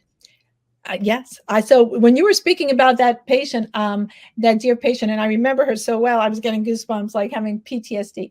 But that was a challenge, figuring out where her toxic exposures were coming from, because that mom cleaned up that whole kitchen and I saw pictures of it. So what to do? So families then go through like pantry overhaul, right? They're just, clearing out organic regen food as much as families can, work within your budget, of course, but we try and do as much organic as we can. What happens when the environment is toxic? Like this gal was literally across the street. She had a toxic, it should have been a Superfund site across the street from her house. So they could not move, move, right? But that's not always an easy thing to do. They were unable to move for various reasons. So what I say is, here are some tips. Number one, you take your shoes off at the door. Dust is often one of the most toxic things in your house, and you want to reduce dust exposure. Do not have the children do the vacuuming or the sweeping. Please have your kids do chores. Wash the dishes, but don't have them sweep and vacuum. And if parents should also consider wearing some kind of protection when they're sweeping or vacuuming or using a wet mop to get the dust so it's not being blown up, if you know what I mean. So shoes at the door. Number two is you need to get HEPA filters, really good filters for your home. And, put them especially in the kids' room or where you're sleeping at night. And don't forget to change the filters in those HEPA filters. They have to be changed about every 6 months. And if you're in a toxic area, every 3 months. It's worth the investment and change the filter. Okay, so now you're doing that. If they are spraying your neighborhood, get involved. Stop the spray. They love spraying meridians. They love spraying parks. They love spraying hospitals. If you're in those areas, get them to stop. Talk to the vineyard across the street from your house or the farmers. My neighbor who lives right above me was spraying. She has since moved her yard, because again, something called sudden oak death, with Roundup. Both of my dogs were drinking out of her irrigation tube, and both my dogs died of cancer. Just sharing a little anecdote. So sorry. Couldn't prove it, but I had a little conversation with that neighbor, and then they moved after we spoke. But I was very civil. Well, maybe not. Maybe a little agitated. Okay, I love my dogs. So okay, back to Zoe and what else we can do. The HEPA filters, you change them. But then there's you. So we're doing all that. I do believe kids need supplements too. You have to bring in supplements. The first thing you might have to do is change your diet and get them off inflammatory foods like gluten. It's often dairy. It may be soy, hopefully not eggs. I love eggs, grass-fed. free range, organic, regen chickens. Hard to do eggs, but you got to change their diets as kids' guts heal. Eat fermented foods. We change diets, bring in probiotics if ferments are just not working for your family, like sauerkraut and pickles. Kids tend to like that stuff, and you can make it really, really affordably. And I've actually, in my next book coming out, I actually talk about how to ferment. I taught myself how to ferment off of YouTube. It's not that hard. It's actually embarrassingly easy how to make sauerkraut. I mean, you did go to Yale, so. Well, they did. They didn't teach me that at Yale, though. How to ferment. I wish they had. That should be a course for me. But so we're doing all that, and then you might have to bring in supplements and stuff, homeopathics, herbals, various treatments to heal guts. But then there is a call to action here, Alexis. If you may not be doing what you do here at the People's Food Summit, but people can step up in their neighborhoods and in their schools. And I want to say schools because parents need to step in, because many schools are sprayed and they're not letting the parents know. We fought that here in California. But even if they give you a 24-hour notice, that they spray and then the kids are back on the field. It's sort of like, what are we doing here, people? So to stop spraying at your local school would be huge, because kids spend a lot of time at school in their classroom. And one of my patients recently was getting sick from carpets at his school and from mold and glue. And that mom, she's one of my coworkers and one of my partners, and I was able to write a letter for her in support of her son. She was able, with a team of parents, to pull out the carpets, clean up the classrooms, and they pitched in and bought HEPA filters for the classrooms. And the school went for it. Now, I'm not saying there's, listen, I understand people's budgets and people can't go out buying HEPA filters for schools. But could you imagine if we did a kid-run school fundraiser to buy HEPA filters for classrooms, pulled out those moldy carpets and toxic carpets, and we stopped the spraying at schools? Right there, that would be huge. So this is an invitation for every parent, every eater to step up. Wonderful. Well, thank you so much, Dr. Perro. People can follow your work at gmoscience.org. Yes. And they can look out for your new book, How to Make Children Well. Yes. And might I add, is my last post on the website is the Pediatric Environmental Health Questionnaire. I created a questionnaire that I'm hoping to get at least 1,000 anonymous responses. And I've created 10 questions that can be done in 3 minutes and a scorecard on how many toxins and toxicants children are being exposed to. And I'm going to do a survey paper. So I'm starting to get a trickle of responses in, and I'm shooting for 1,000, 5,000 would even be better. And I'm going to tally them all up and publish it, share that information with both parents and medical practitioners, hopefully legislators. Yeah, well, I think that the talk that you've given us really helps us understand what these environmental toxicants are. And I'm sure taking the survey also is a good reason to, it's a good way to learn more about what could be affecting our kids' health. Thank you so much. This is invaluable information. And everybody needs this book on their bookshelf.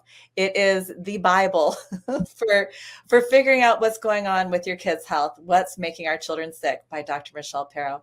Thank you so much. Thanks for spending World Food Day with us. My pleasure. Thank you for having me.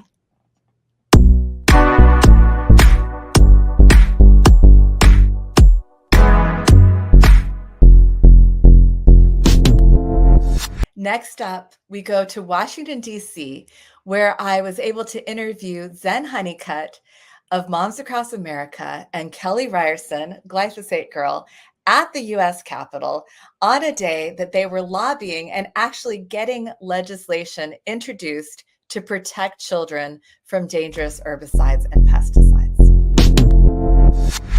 Hello, Zen Honeycutt and Kelly Ryerson. Hi. Hi, Hey, happy World Food Day. Happy World Food Day. Food Day. So tell us about what we just did. You took us to the Environmental Protection Agency. Why? Well, we went to visit the Pesticide Review Board again. I believe it was the 5th time over the past 10 years, asking them to not only ban glyphosate, which we know they probably won't do anytime soon. So please, we want them to stop allowing glyphosate and other toxic chemicals as a drying agent or as a pre-harvest weed killer on our food and feed crops. Very reasonable request considering that Europe just did that, and considering that that would eliminate about 80% of the American exposure to this carcinogenic, endocrine disrupting, nervous system damaging neurotoxin that causes liver and kidney disease and reproductive effects. It's very reasonable to ask them to do this, and that's what we went there for. So Kelly, you're a glyphosate girl. What is glyphosate? So glyphosate is the active ingredient in the weed killer Roundup. It is the most used pesticide in history. It is everywhere. It is in the air, it's in our food, it's in the rain, it is in our water, it is in our sanitary products, it's in our semen, it's in our hair, it's in breast milk, tampons, all kinds of foods. It's really everywhere. Fast food, school lunches, 100%, fast food, 93% of school lunches. You can look at all of the data on glyphosate, where it's been found on momsacrossamerica.org and on glyphosate facts. Right. The damage is enormous. And what I focused on at the EPA is something that's really been troubling me a lot, because in the United States, we have a huge controversy that shouldn't even be a controversy about the ethics of IVF. And in these conversations, if you watch them, read about them, no one's asking, why can't people get pregnant? And if you look at the research, and I'm not saying that glyphosate is the only thing, but it's a significant endocrine disruptor. It's certainly impacting people's ability to get pregnant. And so one of the things I presented, there's this, just in the last few years, there's an enormous library of studies of the impact on male reproductive health and how it is actually found in semen. It damages testicular cells. It actually also can impact female fetuses by masculinizing their AGD, which is the anal genital distance. It changes if the pregnant mom is exposed to more glyphosate. So it is definitely an endocrine disruptor. Now, what they did at the EPA when they analyzed it about 10 years ago is they said, okay, we're going to do weight of evidence study. So they used industry studies to say that, oh, this is not an endocrine disruptor. Those studies are private. You have to do a FOIA to get those studies. Today I asked, could I have a copy of those studies? And they said, well, you need to reach out to the company. I'm like, okay, so Monsanto Bayer. I'm pretty sure they're not sending Kelly Ryerson those studies anytime soon, because it's BS. Yeah, or do a Freedom of Information Act, which, by the way, Moms Across America did in 2020 to 2022 regarding any communication between Bayer, just Bayer, and the EPA and the word glyphosate. Any communications, memos, emails, phone calls, any type of communications. And about 6 months later, I got a call back from the EPA saying, are you sure you really want all of those documents? Because it's going to take us 4 years to give that to you. And I said, yes, I am sure. I think the American people have a right to know about these communications and what's happening. Why is it going to take 4 years? And they said, well, because we have a couple 100,000 communications. And I said, between 2020 and 2022, just between Bayer and just between the EPA? And they said, yes. And I said, well, I did the math on that, and that would average out to about 1,200 communications a day. So pretty much everybody at the EPA is getting blasted about that all the time, just by Bayer. This is not even including Dow, DuPont, Syngenta, all the other companies that make glyphosate-based products. And so we're appalled. And I said, well, why is it going to take so long? And they said, well, because we have to redact the information that's proprietary business information. I said, I'll do you a favor. Don't redact it. Just send it over. And they're like, no, we can't do that. We have to protect the corporation's, interests and, or their, proprietary business information. So I said, well, you're not protecting the American people by doing that. You are harming the American people. And the person was, apologetic. And anyway, this is what we're dealing with. That's why it's so important for people like us, and thank you for all the support for people all across the country to help get us to come here. This is, we're not being paid like lobbyists, okay? We're just, getting by. We're just covering travel to get here, that's it. And we are here because we love our families and our children and our communities, and we want safe, healthy food. And some of the information that I brought to the EPA was about the presence of glyphosate and many other pesticides, heavy metals, veterinary drugs and hormones, in our food. We recently tested school lunches and fast food. And we tested fast food because fast food suppliers are the suppliers of school lunch meals. Guys, this is gross. I think America can do better.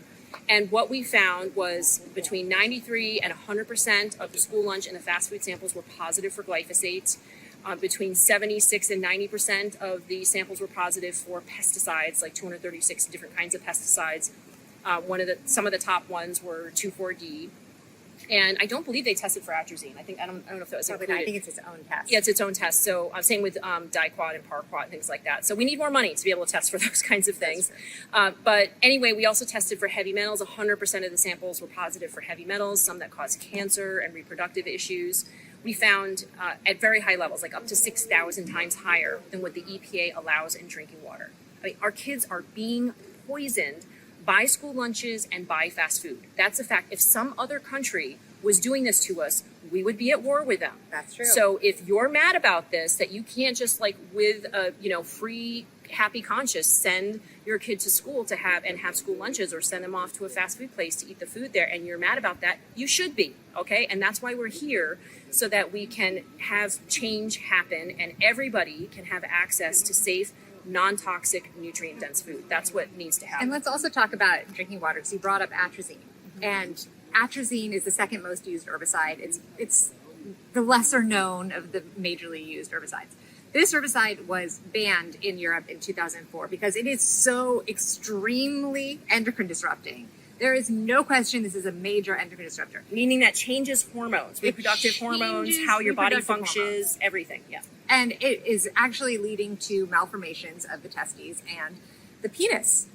And so you now have an epidemic of men not being fertile and having all kinds of issues. Well, this specific chemical does that, and it's found in drinking water. EWG did tap water tests, and it was found in the majority of states in this country to be present at levels that could impact your health. So that is something, and they actually are talking now about increasing the allowable drinking level of atrazine in drinking water, which is the opposite. About that. And she kind of was, she kind of gave an excuse that, that needs to happen. I think plants. It was like in a certain area. She was trying to say it wasn't drinking water. It was like in bogs or swamps or somewhere. I don't know. She was saying something like that, but I given beyond pesticides words, I think that might not be the whole truth. Yeah. But, regardless of what the levels are, the too much, any is too much. It needs to stop now. They definitely don't need to be spraying this. Atrazine has been shown by Tyrone Hayes, who was a Syngenta scientist, and this was over 20 years ago. He was at Berkeley, but funded by Syngenta. Yes, okay, funded by Syngenta, and this was probably over 30 years ago now, because they blocked him for 20 years after he revealed that atrazine when frogs were exposed to atrazine, they became either hermaphrodites, homosexual, or asexual. The male frogs, some of them developed ovaries and became fully functioning females. So we are extremely concerned about that chemical being sprayed on our food supply. And it's, as Kelly mentioned, it's number 2. And guess what? It's not on the labels. You're not going to be able to see that. No. Because the FDA created a giant loophole for GMOs and pesticides, saying that GMOs and pesticides were a process, not an additive. For instance, salt is an additive, right? Food dyes are an additive, so they need to be labeled and safety tested, even though they're doing a terrible job with that, with food dyes. Awful. Yeah, so we brought more information to them. Again, we brought this links to the scientific studies. We'll be giving them our presentation. They are being put on notice about the contamination of the food supply. So we want you to know that we do believe that somebody in that room has got to be listening.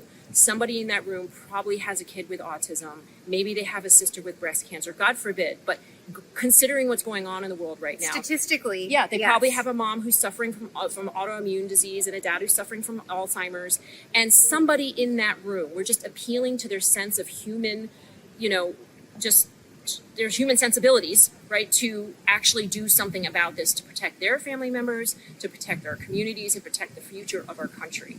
So that's what we're up to. And we're walking around the senators and representatives' office. We're going to a school lunch hearing later on today, and we're hoping to hear some very good news about politicians taking on actually providing safe school lunches for our kids. And I think it's important to remember that everyone has their representative and their senator, and it might not seem like that big of a deal, or you might not feel like you can make that much of an impact, but we can tell you that we're having these meetings one-on-one with their staff members, and they are listening.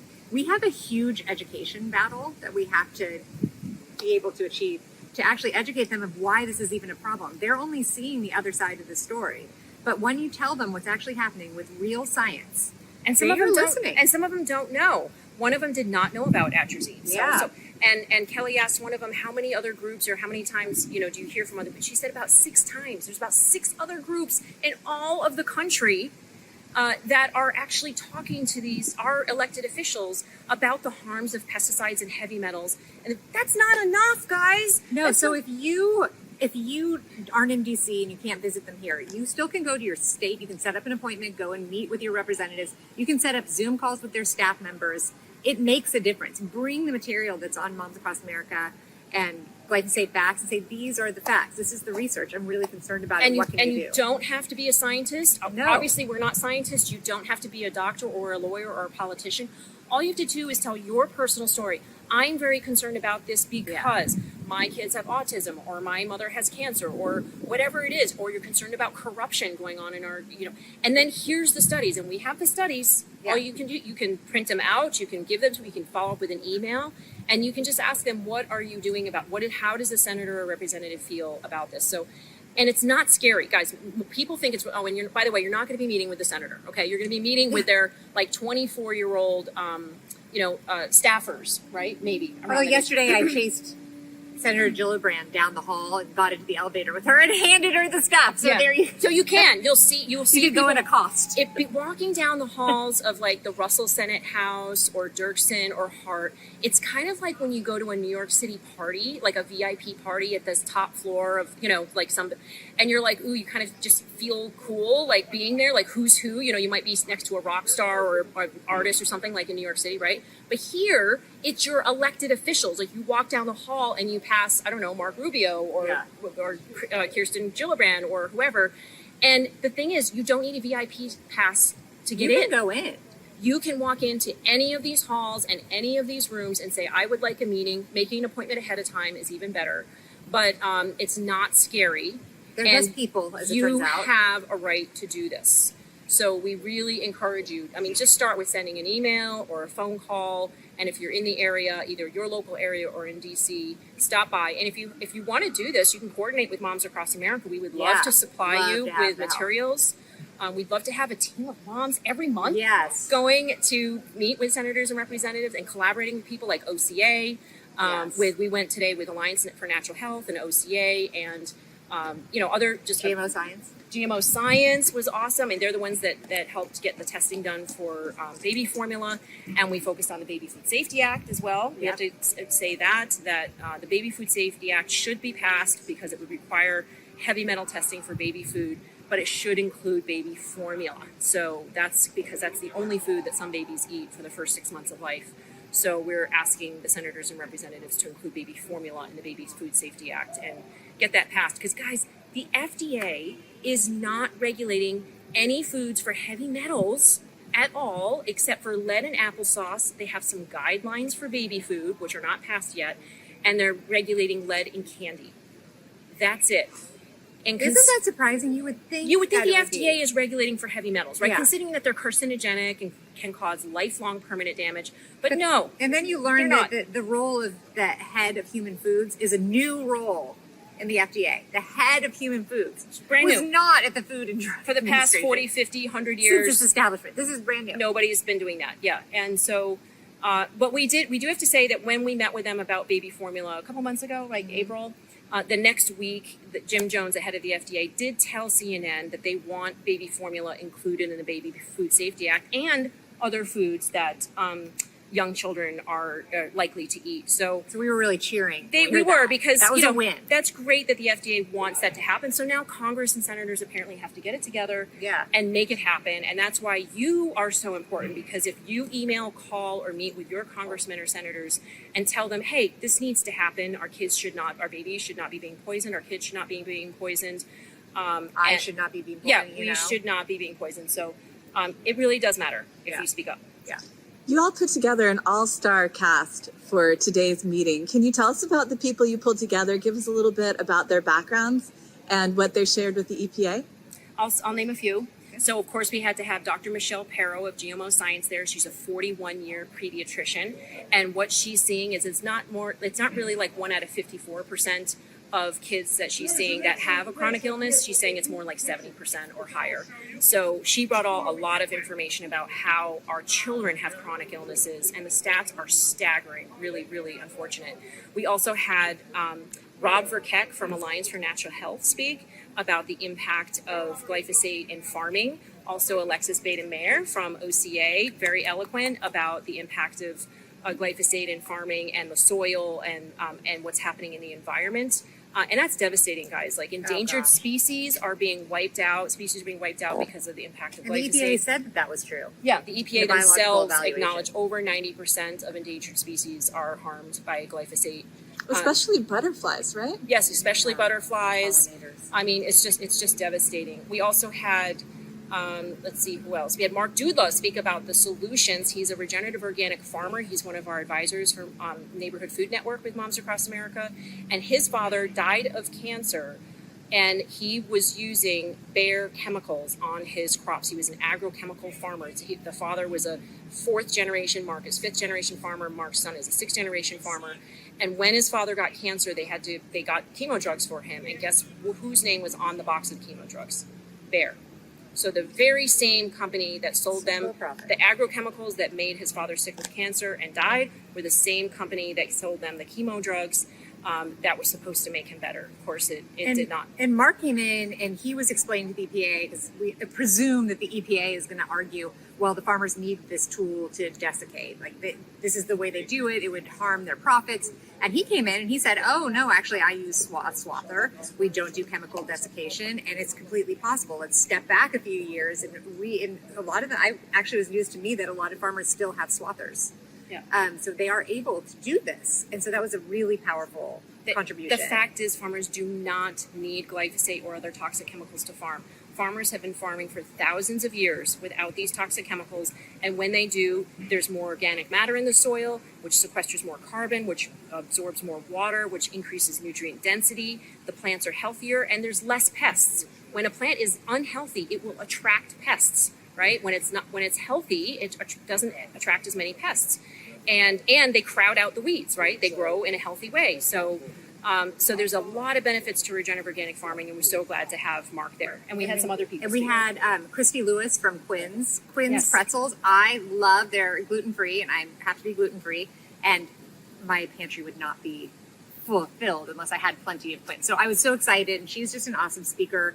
And she's talking about the impact of these contaminants on their ability to sell their food, because Moms Across America and others do testing on these things. They're like, oh, this has glyphosate. Well, this is an example of a brand that is exceptional and so well-meaning and absolutely trying to support the regenerative farmer best she possibly can. So when you get results back, theirs were relatively low, but you get results back, and it's like you're doing everything you can, and you can't avoid it. Not good for business. So we had 100 brands sign a petition. Brands and retailers sign a petition to the EPA asking them to stop allowing glyphosate as a drying agent and other toxic chemicals, because it's now affecting business. And if you look at Bonza Pasta, our Bonza Pasta results, you'll see that. And then we had newcomer Natalie Delsid, who is a freshman at Harvard. And I'm so excited about her because I think she is going to take the world by storm on these issues. And she came in to talk about her own personal experience of having poor health and endocrine disruption and her health problems that she thought she was going to basically have to deal with the rest of her life. She was able to heal herself through eating organic food. And so now she's trying to change the cafeteria at Harvard to provide mostly organic food. She is on top of that. She was very compelling. And then we had Nicole Shanahan, former VP candidate with Bobby Kennedy. She came in, was a great closer. She's been a huge advocate for regenerative agriculture and is really like-minded. So it was wonderful to have her join as well.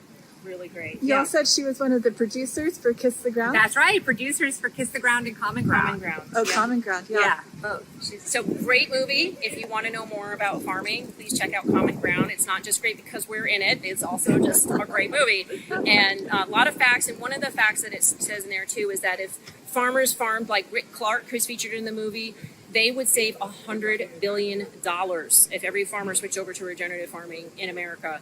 Because of not having to use as much inputs and because of better quality of the soil and all of that. So it's higher value products. Higher value products, more, and I am sure we could prove if Moms Across America had the funding, better nutrient density. And it's nutrients that are keeping our It's nutrients that have people make good decisions. Like, for instance, vitamin Bs are needed for the prefrontal cortex to develop properly and to reduce violence and erratic behavior.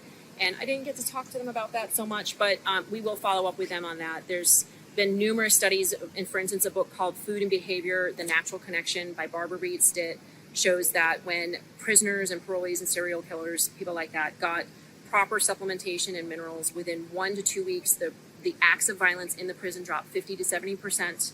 And when they got whole healthy foods, none of that junk food and soda and all that, their recidivism rate switched. 70%, instead of coming back in, they went out and stayed out. And acts of violence across the board are being reported when people have proper vitamins and minerals in the food. So we really are pushing for nutrient density, and I just spoke at Soho. It's a SEMPA conference with 350 different brands and retailers, pushing that, like, look, you have an opportunity to focus on nutrient density. Safe, non-toxic, nutrient-dense food is what we need. I also feel like when someone's super rude and cuts me off, which is all the time, road rage in California right now, I'm like, oh my gosh, like I wish I could hand a magnesium and zinc supplement over to them, because I know what their blood test shows. Yeah. That kind of anger doesn't Or low just vitamin happen. D. Or low vitamin D. Omega-3s. Like, there are things, Completely particular deficient. vitamins that affect the inability to regulate emotions. Aren't you guys seeing that Yeah. reactivity is happening everywhere?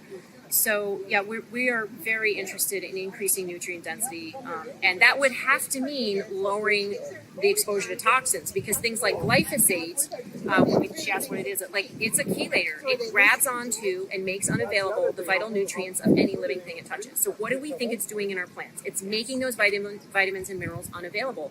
It's also an endocrine disruptor, as she mentioned. And it's a carcinogen, and it causes neurotoxicity, nervous system damage, liver and kidney damage. It functions as an antimicrobial, and so it kills off the beneficial gut bacteria and allows for the proliferation of pathogenic gut bacteria.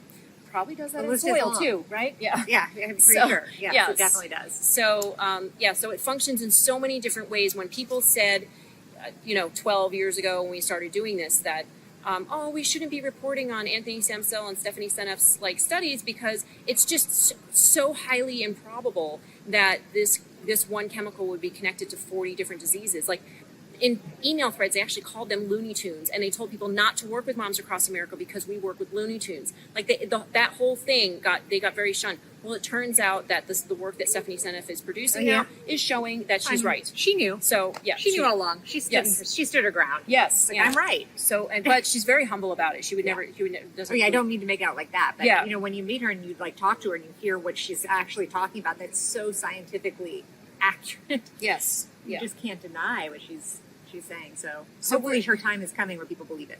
Yeah, and we'll continue to share information that supports transforming the food industry and health in America and beyond. That's what I'm committed to, and I would like to empower, my personal goal is to empower community leaders to be global game changers. So if you want to be a part of changing this whole game of corporations taking over our food supply and benefiting, right, getting money from you getting sick, if you want to stop that, the number one thing to do is to opt out of that whole system. Eat organic, whole, healthy foods. For the most part, stop going to Western medical doctors. Okay, go to herbalists and naturopathic doctors, holistic doctors, Chinese acupuncturists, people like that first. Try that first, and unless it's something really critical. Okay, unless it's something really critical. But I would say just don't you're dealing with a chronic ailment. Yeah, don't necessarily go to them first all the time, right? You check out other alternative tinctures and herbs and remedies and all that stuff. But number one, go organic. Eating organic will take care of a lot of different things. And if you are someone that's struggling with chronic disease, or you have a family member who is, I know how firsthand from my own struggles just how incredibly devastating it can be, because it just feels like there is no light. There's no light, and you think this is what you're trapped in, this is your body, this is just how it's going to be. And I can tell you that if you are your own researcher and you start digging into things, you start reading books, you start reading people's personal blogs, and you don't even have to run this stuff by, you don't have to say to your conventional doctor. Now, I saw 20 and I still didn't have my results except a lot of drugs on me. But you need to trust your gut and start talking to functional doctors. Functional doctors have been trained in these issues that are a little bit different than Western doctors, but they still are educated at a medical school. but they know the secrets to healing, and they know the microbiome, and they know how to detox your body in a safe way. And so that was the way that I found healing. So just don't give up hope. If the Western doctor you're seeing right now is saying, well, you're just going to be on drugs the rest of your life, that's just how it is. Yeah, that doesn't have to be, that's the way it is. Doctors told me my son's allergies would get worse. He could eventually die from them. And that's not true. He actually got better, and he hasn't been to a doctor in 10 years for any other reason except for, for sports checkups. And he had COVID, one day coughing, that was it, slept, and he was better. So you can improve your health, you can get better, and we're getting rained on, so we should probably wrap up. All right. Thank you so much, Kelly Ryerson, Zen Honeycutt. Thanks for bringing us to DC. Thank you.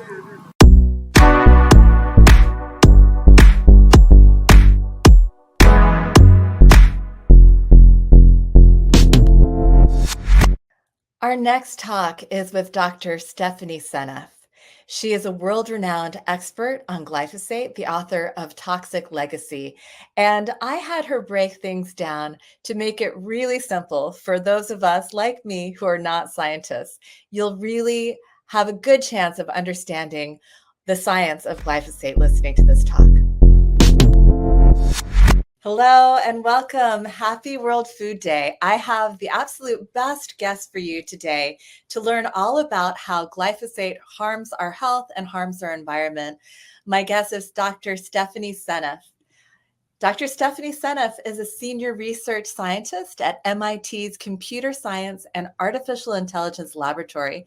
She has a bachelor's degree in biology with a minor in food and nutrition. And so that explains why she understands these things so deeply, even though she spent her career in electrical engineering and computer science, which is what she has her PhD in. She's done her entire career, including her education at MIT, and she has written a very important book. It's called Toxic Legacy: How the Weed Killer Glyphosate is Destroying Our Health and Our Environment. And this book really made it to the mainstream.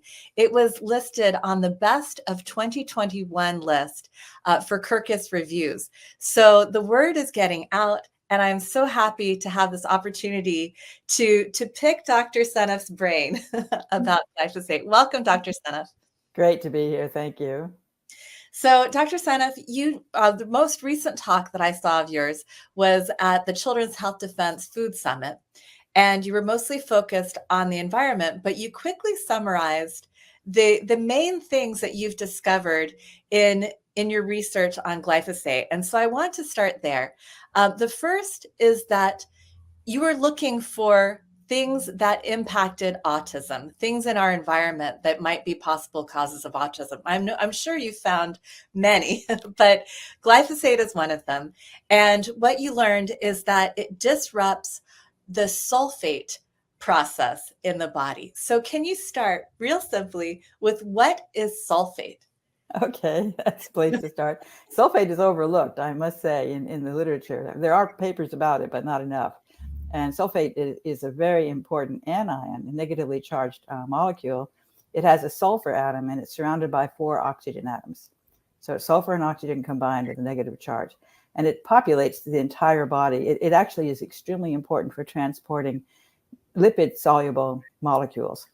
And there are many lipid-soluble molecules that are very important in health, such as, for example, cholesterol and vitamin D and all the hormones, the sex hormones, and these aromatic amino acids and things like polyphenols. So there's all these different molecules, and it also, of course, toxic metabolites that are fat soluble.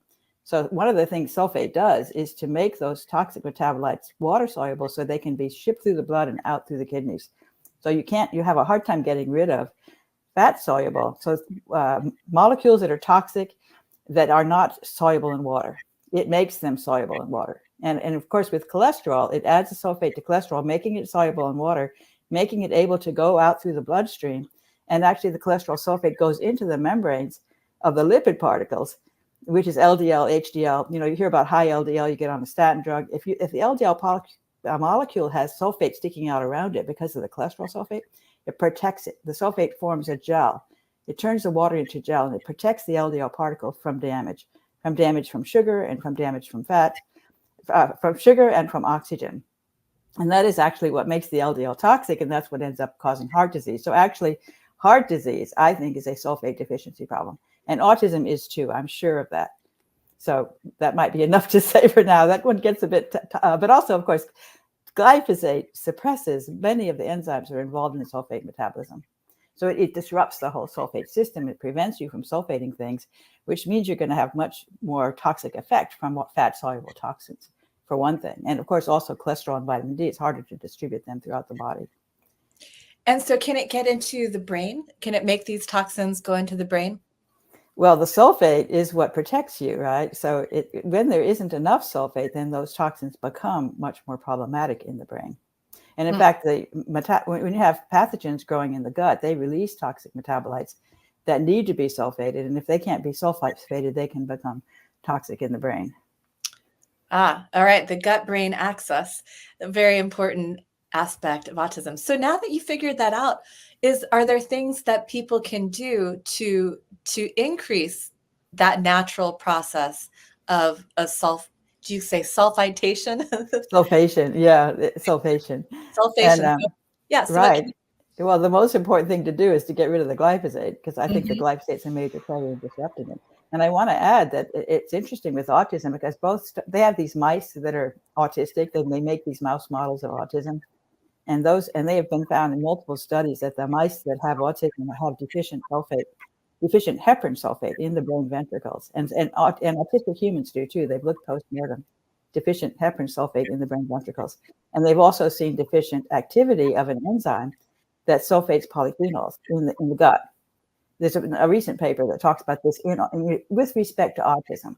And these papers are not talking about glyphosate because they're not aware that glyphosate disrupts the sulfate system. So when you connect the dots, you can figure out that the reason why these kids don't have enough sulfate in their brain, I think a major player is glyphosate. And I think glyphosate is the primary cause of the epidemic. As you say, other things cause autism.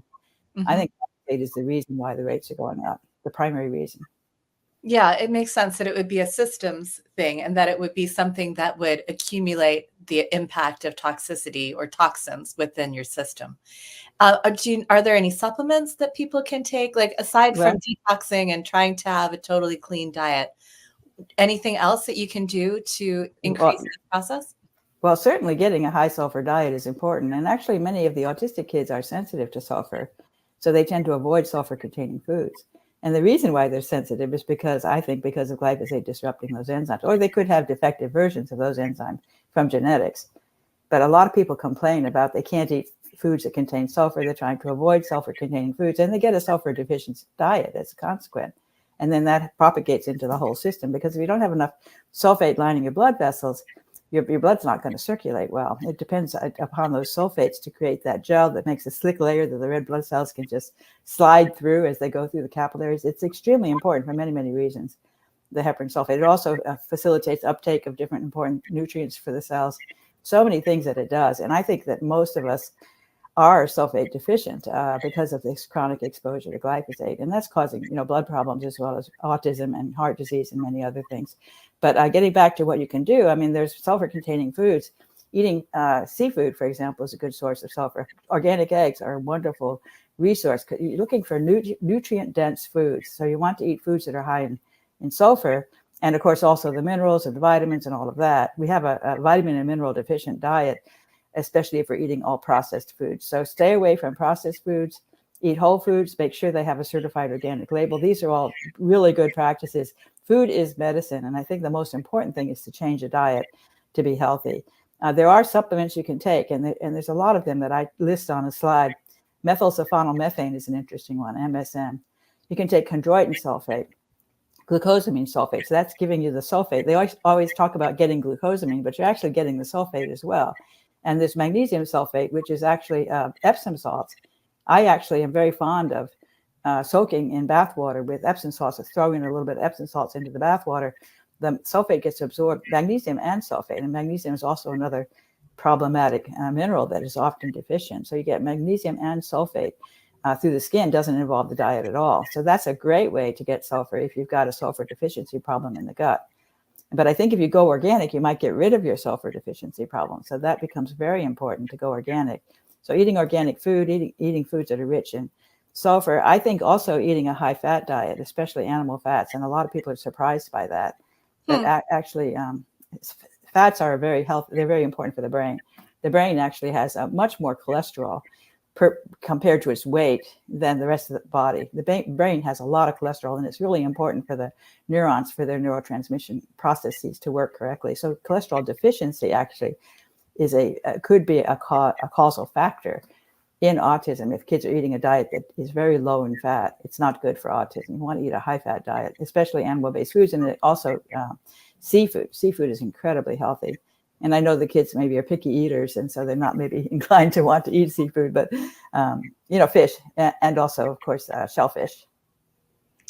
Yeah, I heard about that also with Alzheimer's, that there was a link between cholesterol lowering drugs and Alzheimer's because of that problem of the brain needing that cholesterol. That's right. True? It's really, it's absolutely the case. I'm actually so frustrated with the mainstream for this extreme messaging that says, don't eat foods that contain cholesterol. It is really the wrong message. Even for the heart, it's the wrong message. I feel very confident about that. The problem is the cholesterol can become problematic if there's not enough sulfate. And that's what the problem is. It's not the cholesterol, it's the sulfate, because that makes it hard to transport cholesterol. And you have to package it up inside LDL particles.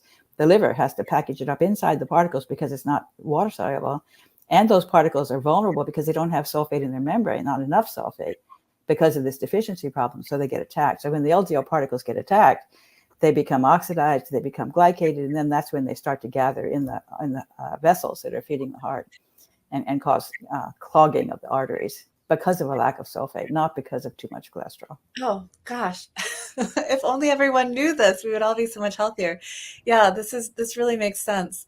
All right, I want to go on to the second major discovery that you made relating to glyphosate, and that it was that glyphosate substitutes for the coding amino acid glycine. So first start for folks like me who didn't take any science classes in college. First, what is glycine and what does it mean to have a coding amino acid? Okay, good. That's a good place to start. And it disappoints me that people don't learn that in like 8th grade. They should learn about the DNA code and how the proteins are assembled like beads on a string according to the code. It's a 4-letter code, and then they're parsed 3 ways. So you've got three-letter sequence, and the order matters. So there's GGX is codes for glycine, and G is not glycine. That's the guanine. That's the nucleotide. So you have the nucleotides. The 4 letters are nucleotides. They represent 4 different nucleotides, and the whole DNA is only made up of those 4 nucleotides. It's quite parsimonious, really. But the code is by putting them together in patterns, and each pattern signifies a particular amino acid. It's really elegant. It's a very elegant code. I remember learning about it when I was a kid. It first came out. It was a big news. Watson and Crick, discovering the DNA. I was maybe 10 years old. I was so excited to see that. So it kind of, it attracted me to biology, I would say, the DNA story, which is so amazing. And so you basically run through this ticker tape, taking 3 letters at a time, and then turn each one into an amino acid. So then you have the amino acids are like paper dolls. They hold hands. And this long sequence of amino acids, that becomes a protein. And it can be, over 1,000 amino acids all strung together to make one protein. So they're pretty amazing. And then the amino acids are on a string, and then they have to fold. And of course, folding is really complicated too. And that's something we don't really understand exactly how they manage to fold into the way they need to be. But the whole process is practically a miracle. And glycine is one of those coding amino acids. There's about 20 of them altogether. And also the aromatics are 3 of them. Those come out of the shikimate pathway, which glyphosate famously disrupts. So we get deficiencies in those as well. Glyphosate is a glycine molecule. It's a complete glycine molecule, except that there's a missing proton from the nitrogen, and it's replaced with something called a methylphosphonate. So it's a bulked up glycine molecule, but it has the exact shape that you need to fit into the glycine code. And therefore, it can substitute for glycine when the protein is being assembled according to the code. Does that make sense?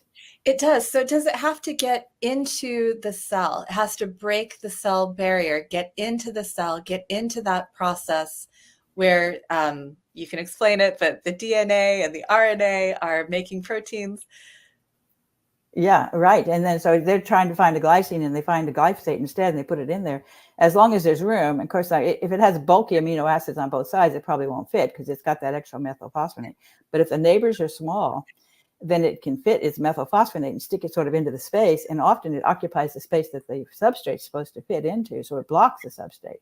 So it messes up the protein. This is exactly what happens with EPSP synthase. That's the famous protein that gets disrupted by glyphosate in the plants. That's what kills the weeds.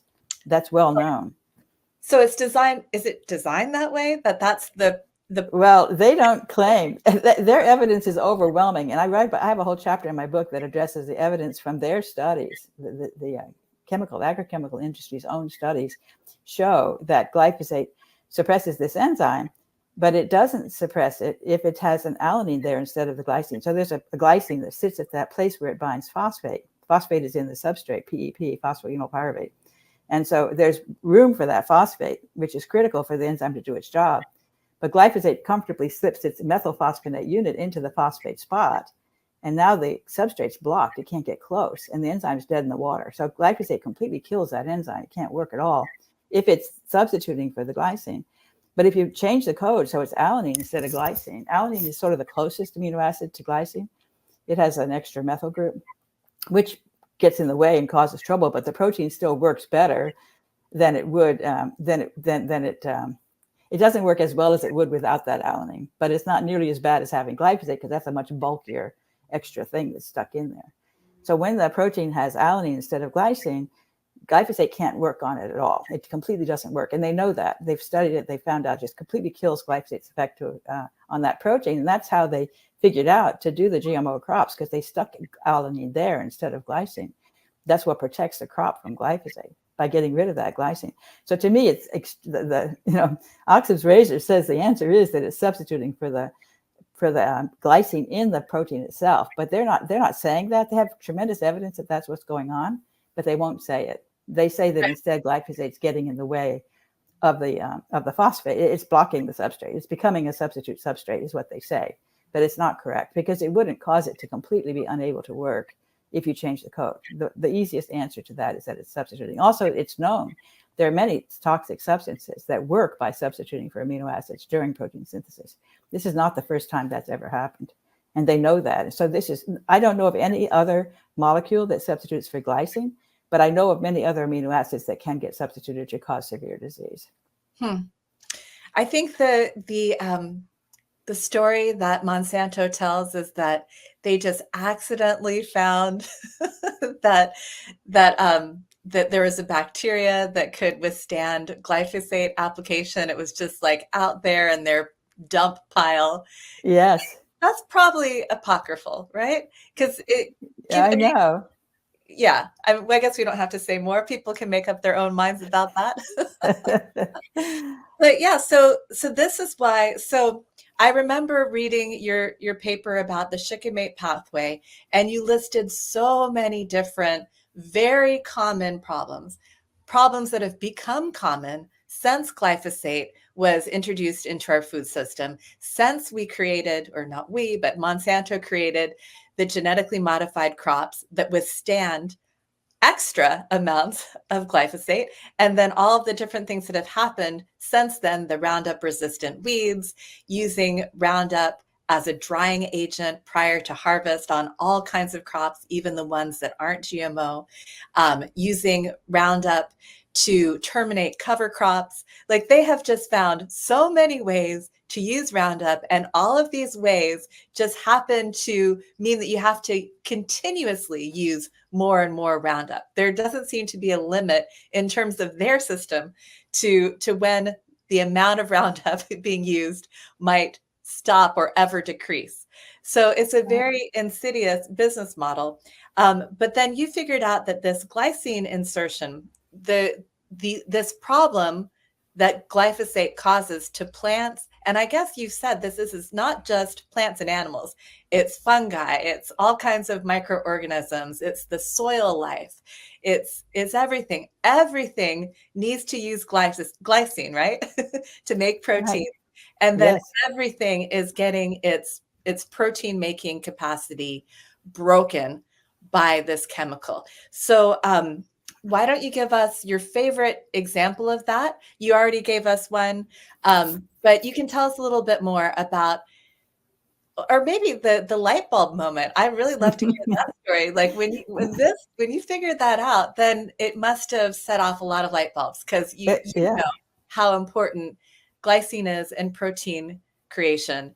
So it must have, I mean, and probably you haven't finished going through all of the proteins that require glycine that glyphosate might be disrupting.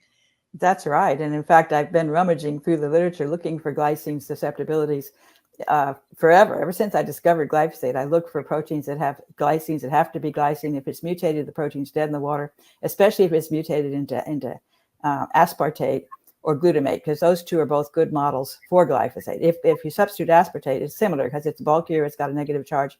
It's a model for glyphosate. So I find proteins that are destroyed if that glycine becomes aspartate by the code change, in a genetic mutation.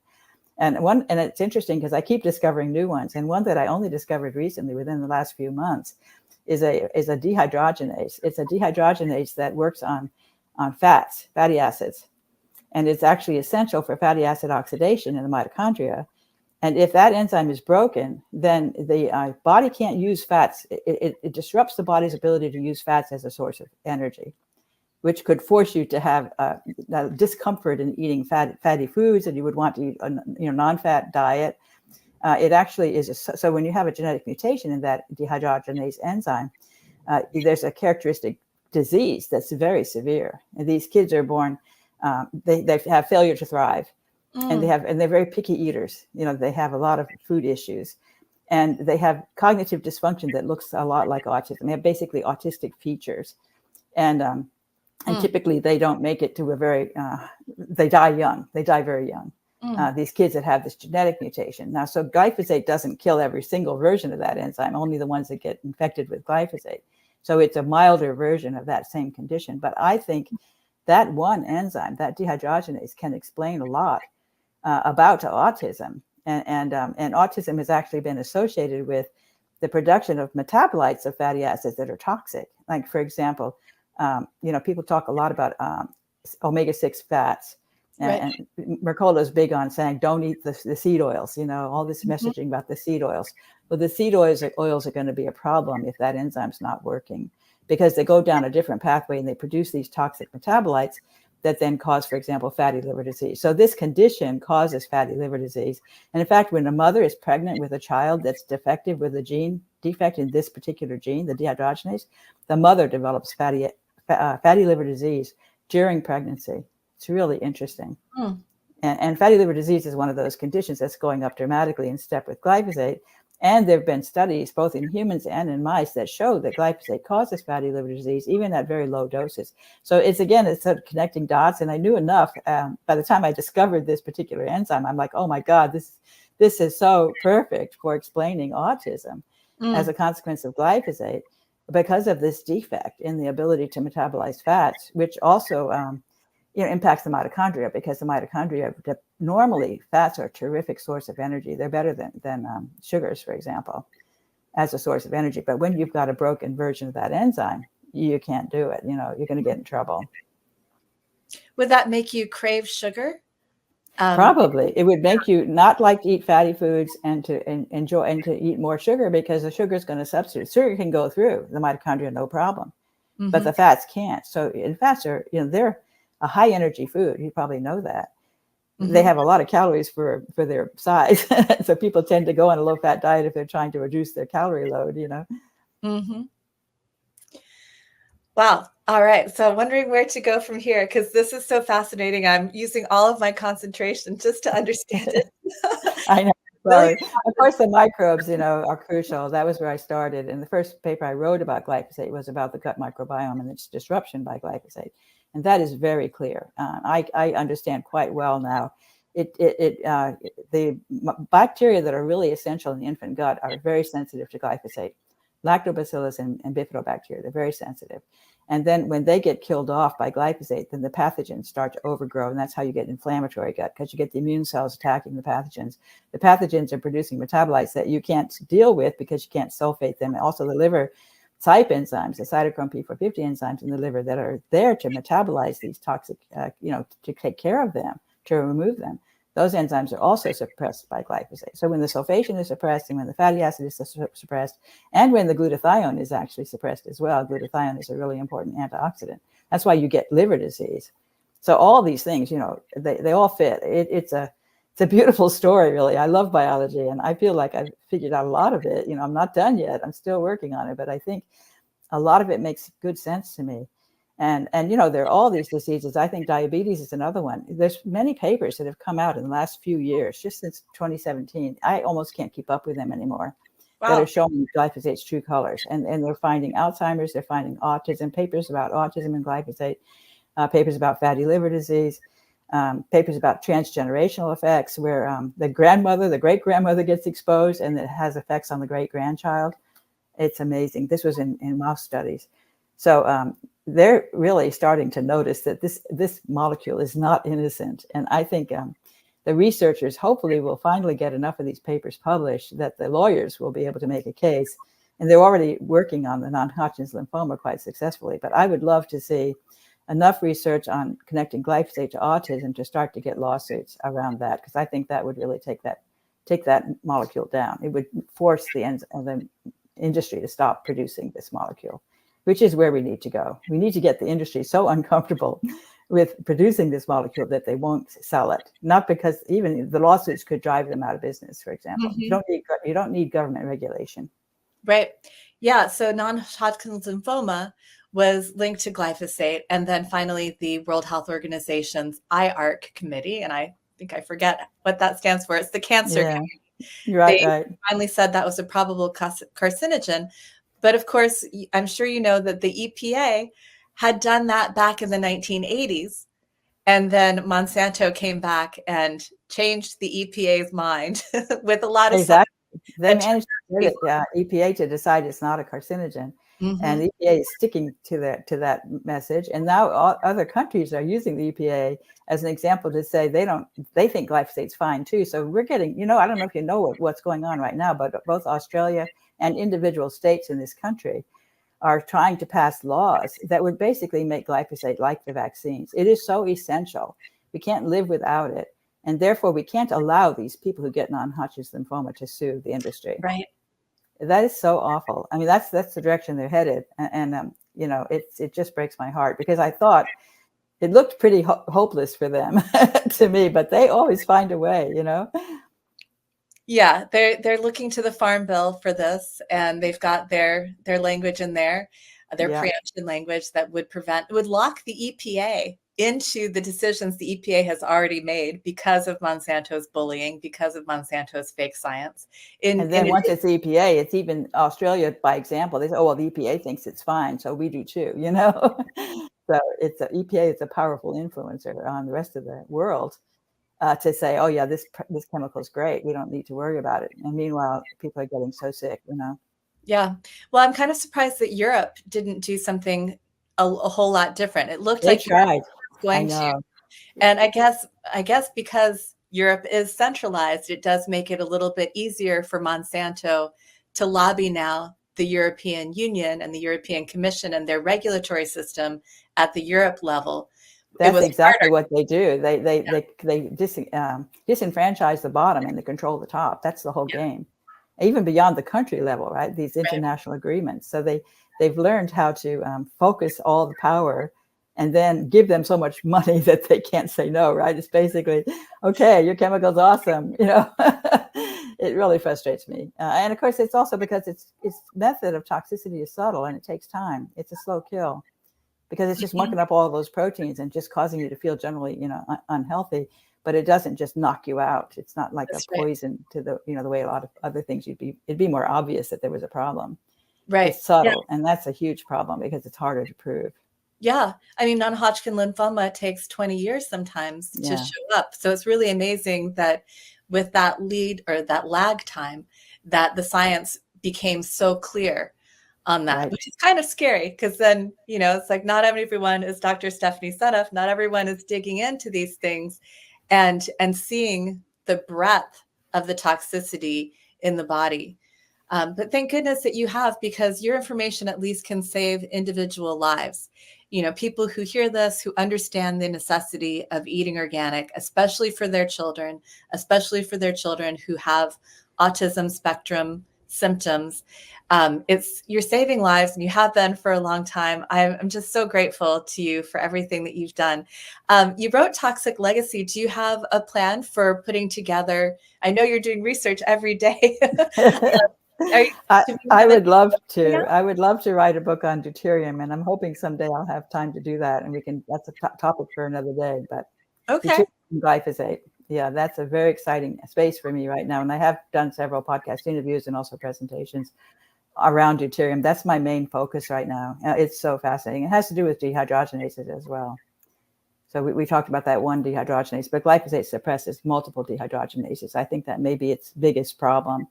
And dehydrogenases are essential for maintaining low deuterium in the mitochondria. So that's a whole story we could do in another podcast interview, but I'll just give you that.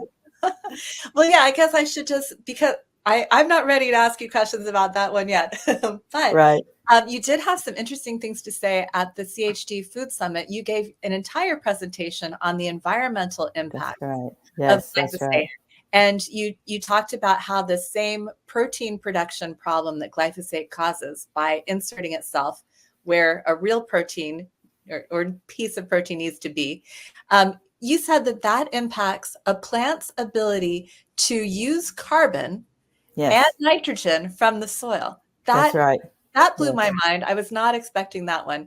Maybe you could say a few words about how that works. Yeah, and of course, pulling carbon dioxide out of the air and turning it into organic matter, that is so important for climate change. We have too much carbon dioxide, and we also have too much nitrous oxide. Both of those are consequence of the plants not being able to utilize the carbon dioxide and the nitrogen that's available to them from the air, and so that's messing up the air in a big way that's causing the climate change. I think glyphosate is a much bigger player in climate change than we realize. And papers have shown there's a protein called rubisco, which has what I call a glyphosate susceptibility motif. And my book explains what that is. It has to do with the glycine. And that rubisco is the most common protein on the planet. And it's only found in plants. And plants use it as a critical enzyme for photosynthesis. So and it was like 25-fold, reduced by 25-fold in an experiment where they exposed GMO soybeans to glyphosate, and it caused a tremendous reduction in rubisco, which is really disturbing because that means that the plants can't grab the carbon dioxide out of the air as efficiently as they should, and which of course means more carbon dioxide is going to stay in the air. And the nitrous oxide is actually 100 times worse than carbon dioxide as a greenhouse gas, maybe 300 times worse. And so, and nitrous oxide is produced when they can't take up the nitrogen, and the bacteria that support nitrogen uptake are getting damaged by glyphosate, and it's disrupting the ability to take up the nitrate. It's a particular enzyme that turns the nitrogen into ammonia so the plants can grab it. That enzyme is also suppressed by glyphosate. So it's really scary to think about these major enzymes in the plants that are going to be disturbed. And there's another one in the shallow seas. And this was all part of that talk. And I only discovered this one recently too, and it's really fascinating because it makes a molecule called dimethyl sulfide. And dimethyl sulfide, these organisms, archaea in the, I think I'm not sure if they're archaea, but they're microbes in the shallow seas that make dimethyl sulfide. And dimethyl sulfide is actually something that seeds clouds. And so those guys the dimethyl sulfide making guys get hurt by glyphosate. So it reduces their numbers in the shallow sea. So when you've got all the glyphosate coming out of the Mississippi River and going into the Caribbean, and then those microbes are getting killed off, and now they don't make as much dimethyl sulfide, you don't get as much cloud seeding, you get a lot more sunny weather, you get heating up of the oceans, and now you destroy the coral. So I think that's all connected. Mm-hmm. Yeah, it's got to be. Yeah, that's so disturbing. But it's such an insidiously criminal, evil business model because, Monsanto said, oh, we're going to genetically modify the crops so they don't need as many pesticides. And of course, with that, they were talking about the crops that produce their own insecticides.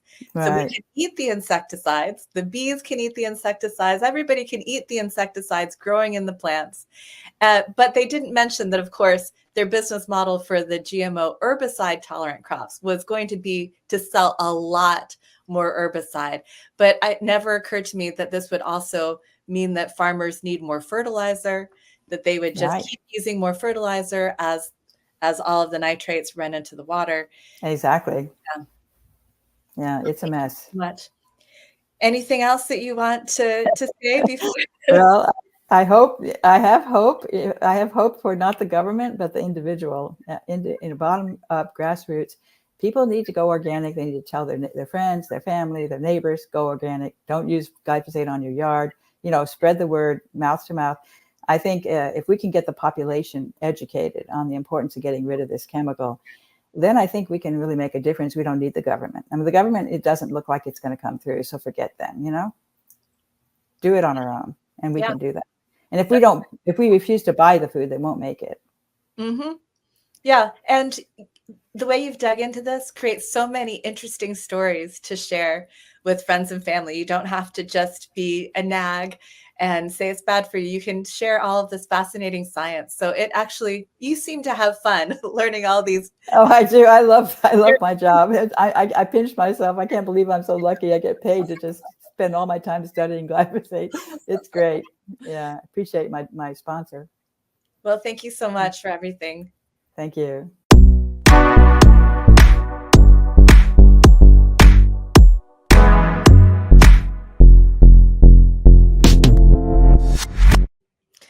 Our next interview is with Tim Weiss. He's been following what's happening in the United States and Mexico, the battle over whether Mexico has to accept the United States glyphosate-drenched, genetically modified corn. Hello and welcome to another interview at the People's Food Summit. And today we have the pleasure to be interviewing Timothy Weiss. Tim, I'm going to do a brief introduction. You got a very impressive curricula, so I'll try to synthesize it. But Timothy Weiss is a senior research fellow at Tufts University's Global Development and Environment Institute, where he founded and directed its Globalization and Sustainable Development Program.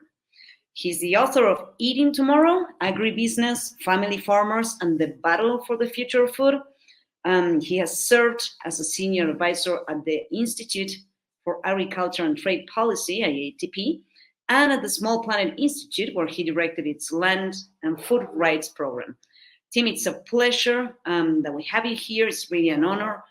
You're so savvy and know so much about this issue, and it's really an amazing perspective to be able to have such a cross-border view as you bring to this topic. So thank you, and we would love to hear from you. It's a real honor to be joining you all. So, Tim, as you have extensive experience with all the controversy around GMO corn, and we've been interviewing other people on this same topic, on this same issue, but we wanted to hear from you with your perspective as a researcher from the US. What's your opinion? You've been following this a lot. Our audience is very familiar with it. What's your opinion? What are some of the remarks and more important parts of this controversy? It's such an important step that Mexico has taken to challenge, to defend its native varieties of maize, and to try to improve the quality of its and safety of its food, particularly its tortillas and other products made from corn. I think the importance of this of Mexico defending itself in this very brazen challenge by the United States to Mexico's policies is that the United States government went into the conflict saying Mexico had no science to back up its claims that GM corn and glyphosate residues would be unsafe for Mexicans to eat. And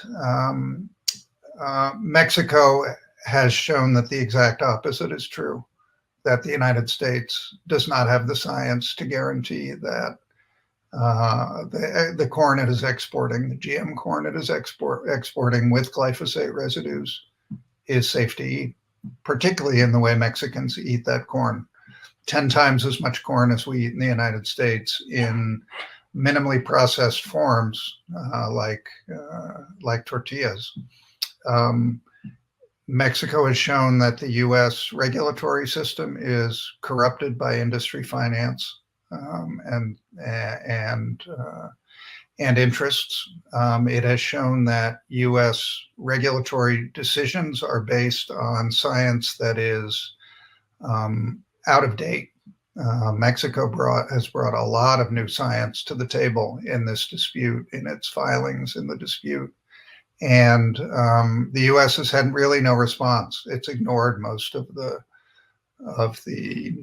more recent science that has shown very clear evidence that precaution is warranted both in relation to exposure to glyphosate in residues and in relation to different types of GM corn that could pose risks to particularly the digestive tract in mammals. There is relatively recent evidence from the peer-reviewed literature that shows that. And instead of taking that science seriously, the U.S. government has either dismissed it out of hand or ignored it and just reverted to old assertions that GM corn and glyphosate are safe to eat. And that's just not true. So the importance of that struggle, of Mexico standing up to the U.S. and doing so in with such a robust defense, is really an inspiration and something that's as important for U.S. consumers as it is for Mexican consumers, because we truly don't know what we're eating here either. Thank you, Tim. And absolutely, this is equally as important for U.S. consumers as for Mexican consumers as well. Now, you point out something very important when it comes down to consumption, which is, culturally speaking, it's so relevant, corn, to Mexican diet. One, because it's a center of origin, but also because there's direct consumption. Do you think that besides all the corporate pressures that we see on the U.S. position in this case, there's also some sort of cultural disconnection there between Mexico and the U.S.? Is that not considered at all? That, I'm sure that is a part of the disconnect here, but I honestly think corporate capture of the U.S. regulatory system and actually of the commodity groups that speak as if they are speaking for all farmers in the United States as well. The U.S. government has, and the biotech industry have very much dominate those trade associations, the National Corn Farmers Association, et cetera. And so they act like they are speaking for all the farmers, when in fact Mexico's restrictions on GM corn could be a benefit for U.S. farmers, and certainly for U.S. consumers. This is what I've written with my background as an economist, is that Mexico's restrictions affect so few farmers at this point, just exporters of GM white corn to the tortilla industry, that it would be very easy for farmers who want to continue to export to the tortilla industry to simply shift to non-GM corn in the US. And they could earn a 5 or up to a 20% premium price for that at a time when corn prices internationally are falling dramatically. So the argument that they are harmed by Mexico's policies is just false. They could be actually benefiting from those policies.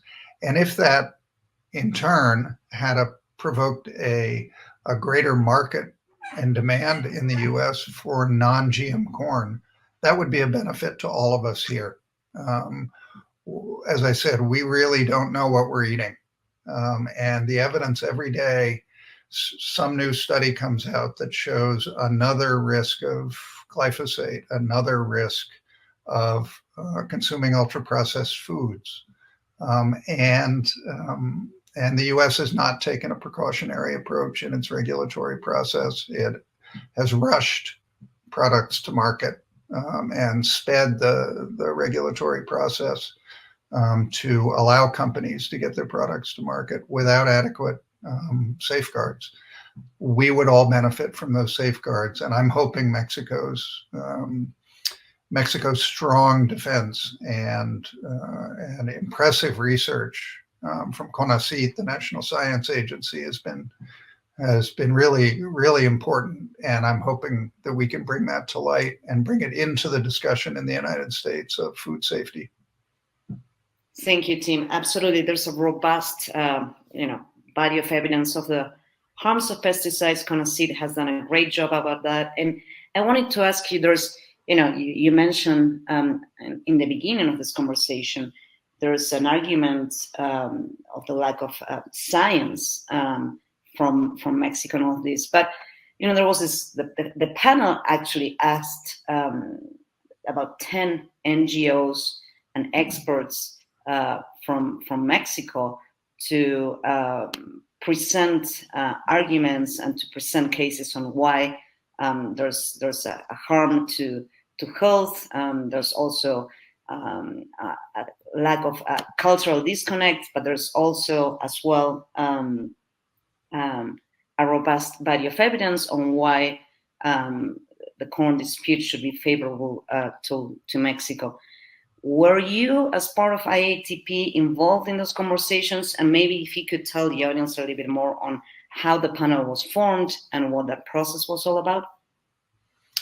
Sure. The dispute panel is a three-member set of arbitrators who were nominated, suggested by each of the countries, and ultimately agreed by each of the countries. They tend to be trade lawyers, not scientists, so this is a challenging case for them. There's a process in which non-governmental organizations can solicit the opportunity to contribute formal comments, and I think in the end, 9 NGOs were approved, invited to submit those comments, 5 of them Mexican and 4 from the US. Excuse me. Canadian organizations also asked to submit, but in the end were initially accepted and then rejected on the basis that they were Canadian, and so they were direct parties to the dispute. A decision that was controversial and excluded some important perspectives from Canada. But the Institute for Agriculture and Trade Policy submitted comments on the indigenous rights question. One of the important contributions of the renegotiation of the North American Free Trade Agreement that produced the US-Mexico-Canada Agreement, it's the current trade agreement, is that it included an indigenous rights provision that said that even if there is a violation of the other terms of the trade agreement, that is allowable if it is to protect indigenous rights. Excuse me. The Institute for Agriculture and Trade Policy and one of the Mexican NGOs submitted comments detailing how this qualified, how the defense of native corn varieties and a diet free of GMOs in its corn were part of the culturally appropriate food and protection of maize biodiversity in Mexico, and therefore should be considered as part of a recognition of indigenous rights. And that in that case, even if the panel found that Mexico had violated the USMCA, Mexico should still be allowed to carry out these provisions. Thank you, Tim. That's very, very clear. Also, another thing is we've read the term tortilla corn ban. You know, we keep reading this. It doesn't really represent, or at least for Mexicans, it doesn't really represent where Mexico stands on this conflict. What is this mischaracterization? Why do they keep referring to these issues, the tortilla corn ban?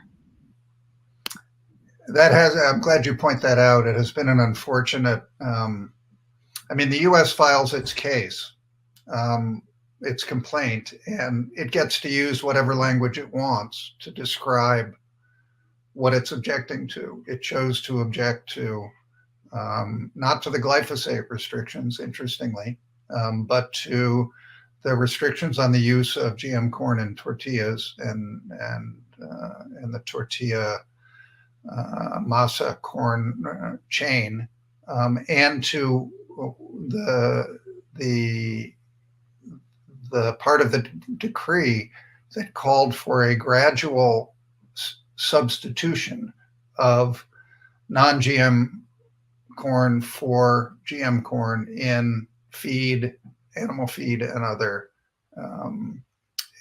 products. Both of the characterizations are really biased. The latter, the U.S. chose to call it a substitution instruction, like there was a mandate in there that the government was ordering buyers to stop buying GM corn, and that there was some deadline, and Mexico has made it clear that the language in the decree does not use the word instruction. It says sustitución paulatina, gradual substitution, gradual as supplies are made available. So what it is it's Mexico saying we would prefer to be using non-GM feed, and we want to keep looking for ways we can do that. But if it's not available, we're not going to restrict trade in any way. On the tortilla corn ban, I guess it could be argued that it's true that Mexico is banning the use of GM corn in tortillas, but the implication is that Mexico is banning corn and banning trade in corn. And so again, it's raising the specter of a trade restriction when it's not a trade restriction. It's a restriction on use. It doesn't apply only to the US, it applies to any producer of GM corn from any country. So it doesn't discriminate against the US. And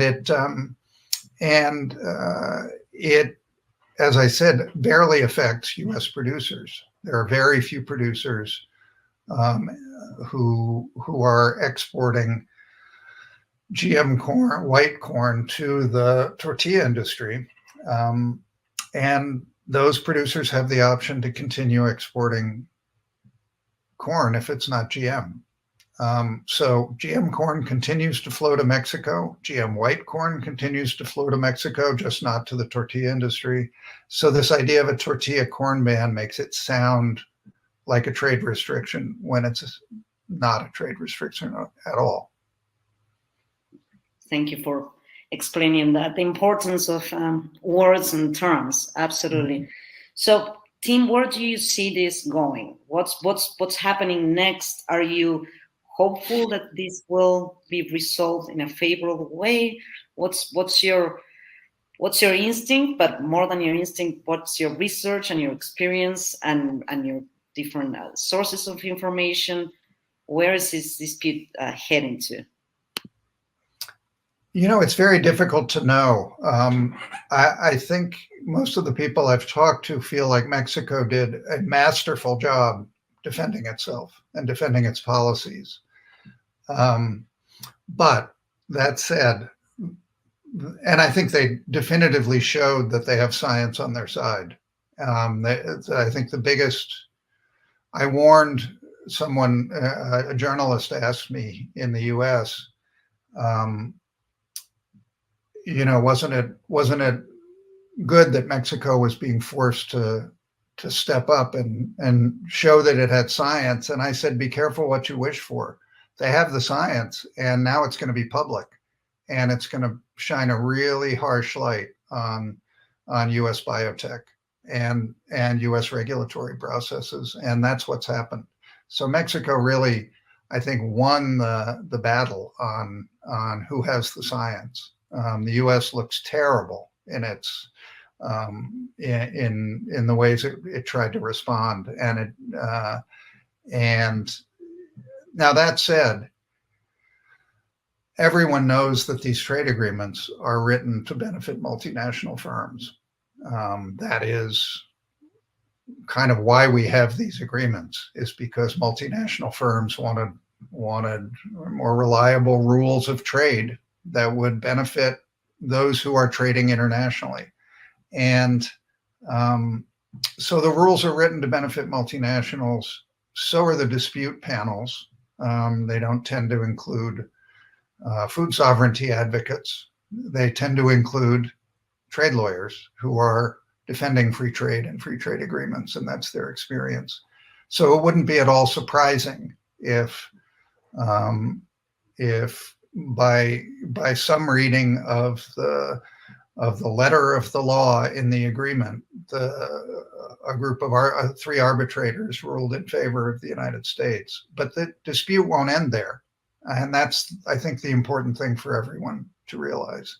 I think that will show that the trade agreement itself has very little legitimacy if a powerful country like the U.S. can take a domestic measure taken by Mexico that does not have a big trade impact, and use the trade agreement to try to stop that domestic policy.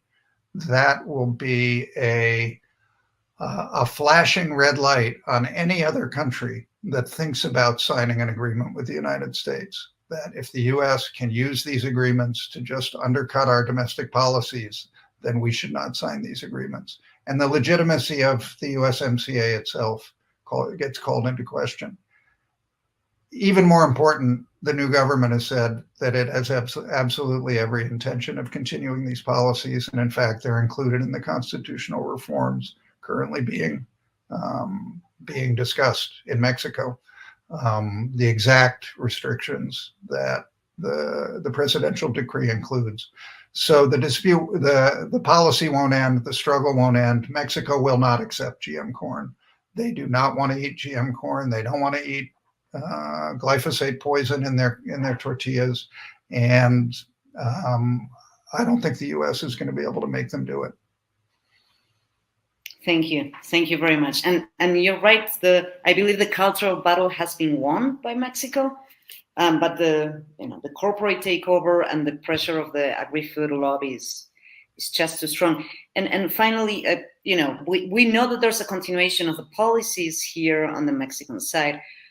Do you think anything will change depending on who wins the U.S. election? Would there be any change on this, or is I don't know. That's a difficult one to say. There's a very, it's been the Biden administration's U.S. trade representative that has taken this action against Mexico. Trump won't be more favorable to Mexico, that's for sure. And Kamala Harris, I don't have a reason to believe that she would take a significantly more enlightened view on this. And that's, again, partly because of the power of the agribusiness lobby in the United States. It really has, they spend, depending on the year, but many years, they spend more money on lobbying than the U.S. military does. U.S. military industries spend on lobbying in Congress. So you can't underestimate their power, unfortunately. Thank you, Tim. Yes, it's a big thing that we're facing and that we're confronting. But again, I believe, as you said, that Mexico has been very good at presenting the case. There's scientific evidence.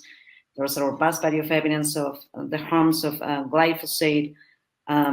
So there's all that information out there, and it's always very helpful when people like you and others actually discuss these things, bring this to light, because there's a lack of information on this conflict and about this controversy internationally. Not many people are really presenting it as it is, and I think that what you do is fundamental. Just one last, probably more like personal question, but for you, what made you, we see you in Mexico when we go to our ecology congresses in Oaxaca and in other places. Right now you're in Massachusetts, but it's not rare to see you in Mexico City or in Oaxaca or in other parts. What is it that attracts you to Mexico, or why do you come so often to Mexico? What makes you write about corn? How do you know so much about corn? What happened there? That's an interesting question. I mean, who wouldn't want to come to Mexico and spend time there? I mean, por favor. No, es un encanto. It's a pleasure to be there, but also, I started studying Mexico in detail, in Mexican agriculture and corn in particular, because of the North American Free Trade Agreement and the impact that NAFTA had on opening up the border to U.S. exports, and the negative impact those cheap, subsidized, poor quality exports have had on Mexican producers, undercutting their markets and coming to dominate so many of the industries that so many of those sectors of Mexican agriculture. And so I continue to work on that, and it's been particularly refreshing and encouraging to see the López Obrador administration take a different approach finally to some of these questions, not by trying to pull out of NAFTA or the USMCA, but by standing up for corn farmers and prioritizing domestic production of key foods in Mexico that are healthy, and improving the regulatory processes to ensure Mexicans are getting healthy foods. And that's a real inspiration. So that's really been a joy to be able to support those kind of policies with my research. Thank you, Tim. It's been great to have you here at the People's Food Summit program. We really like what you do. We follow what you do. We'll be sharing the website on your writings and IATP. Thank you. You've been a great ally, and you know so much. You're so knowledgeable about food and policies and the intersection of those two. We appreciate you, and hope you have a great day. Thank you so much.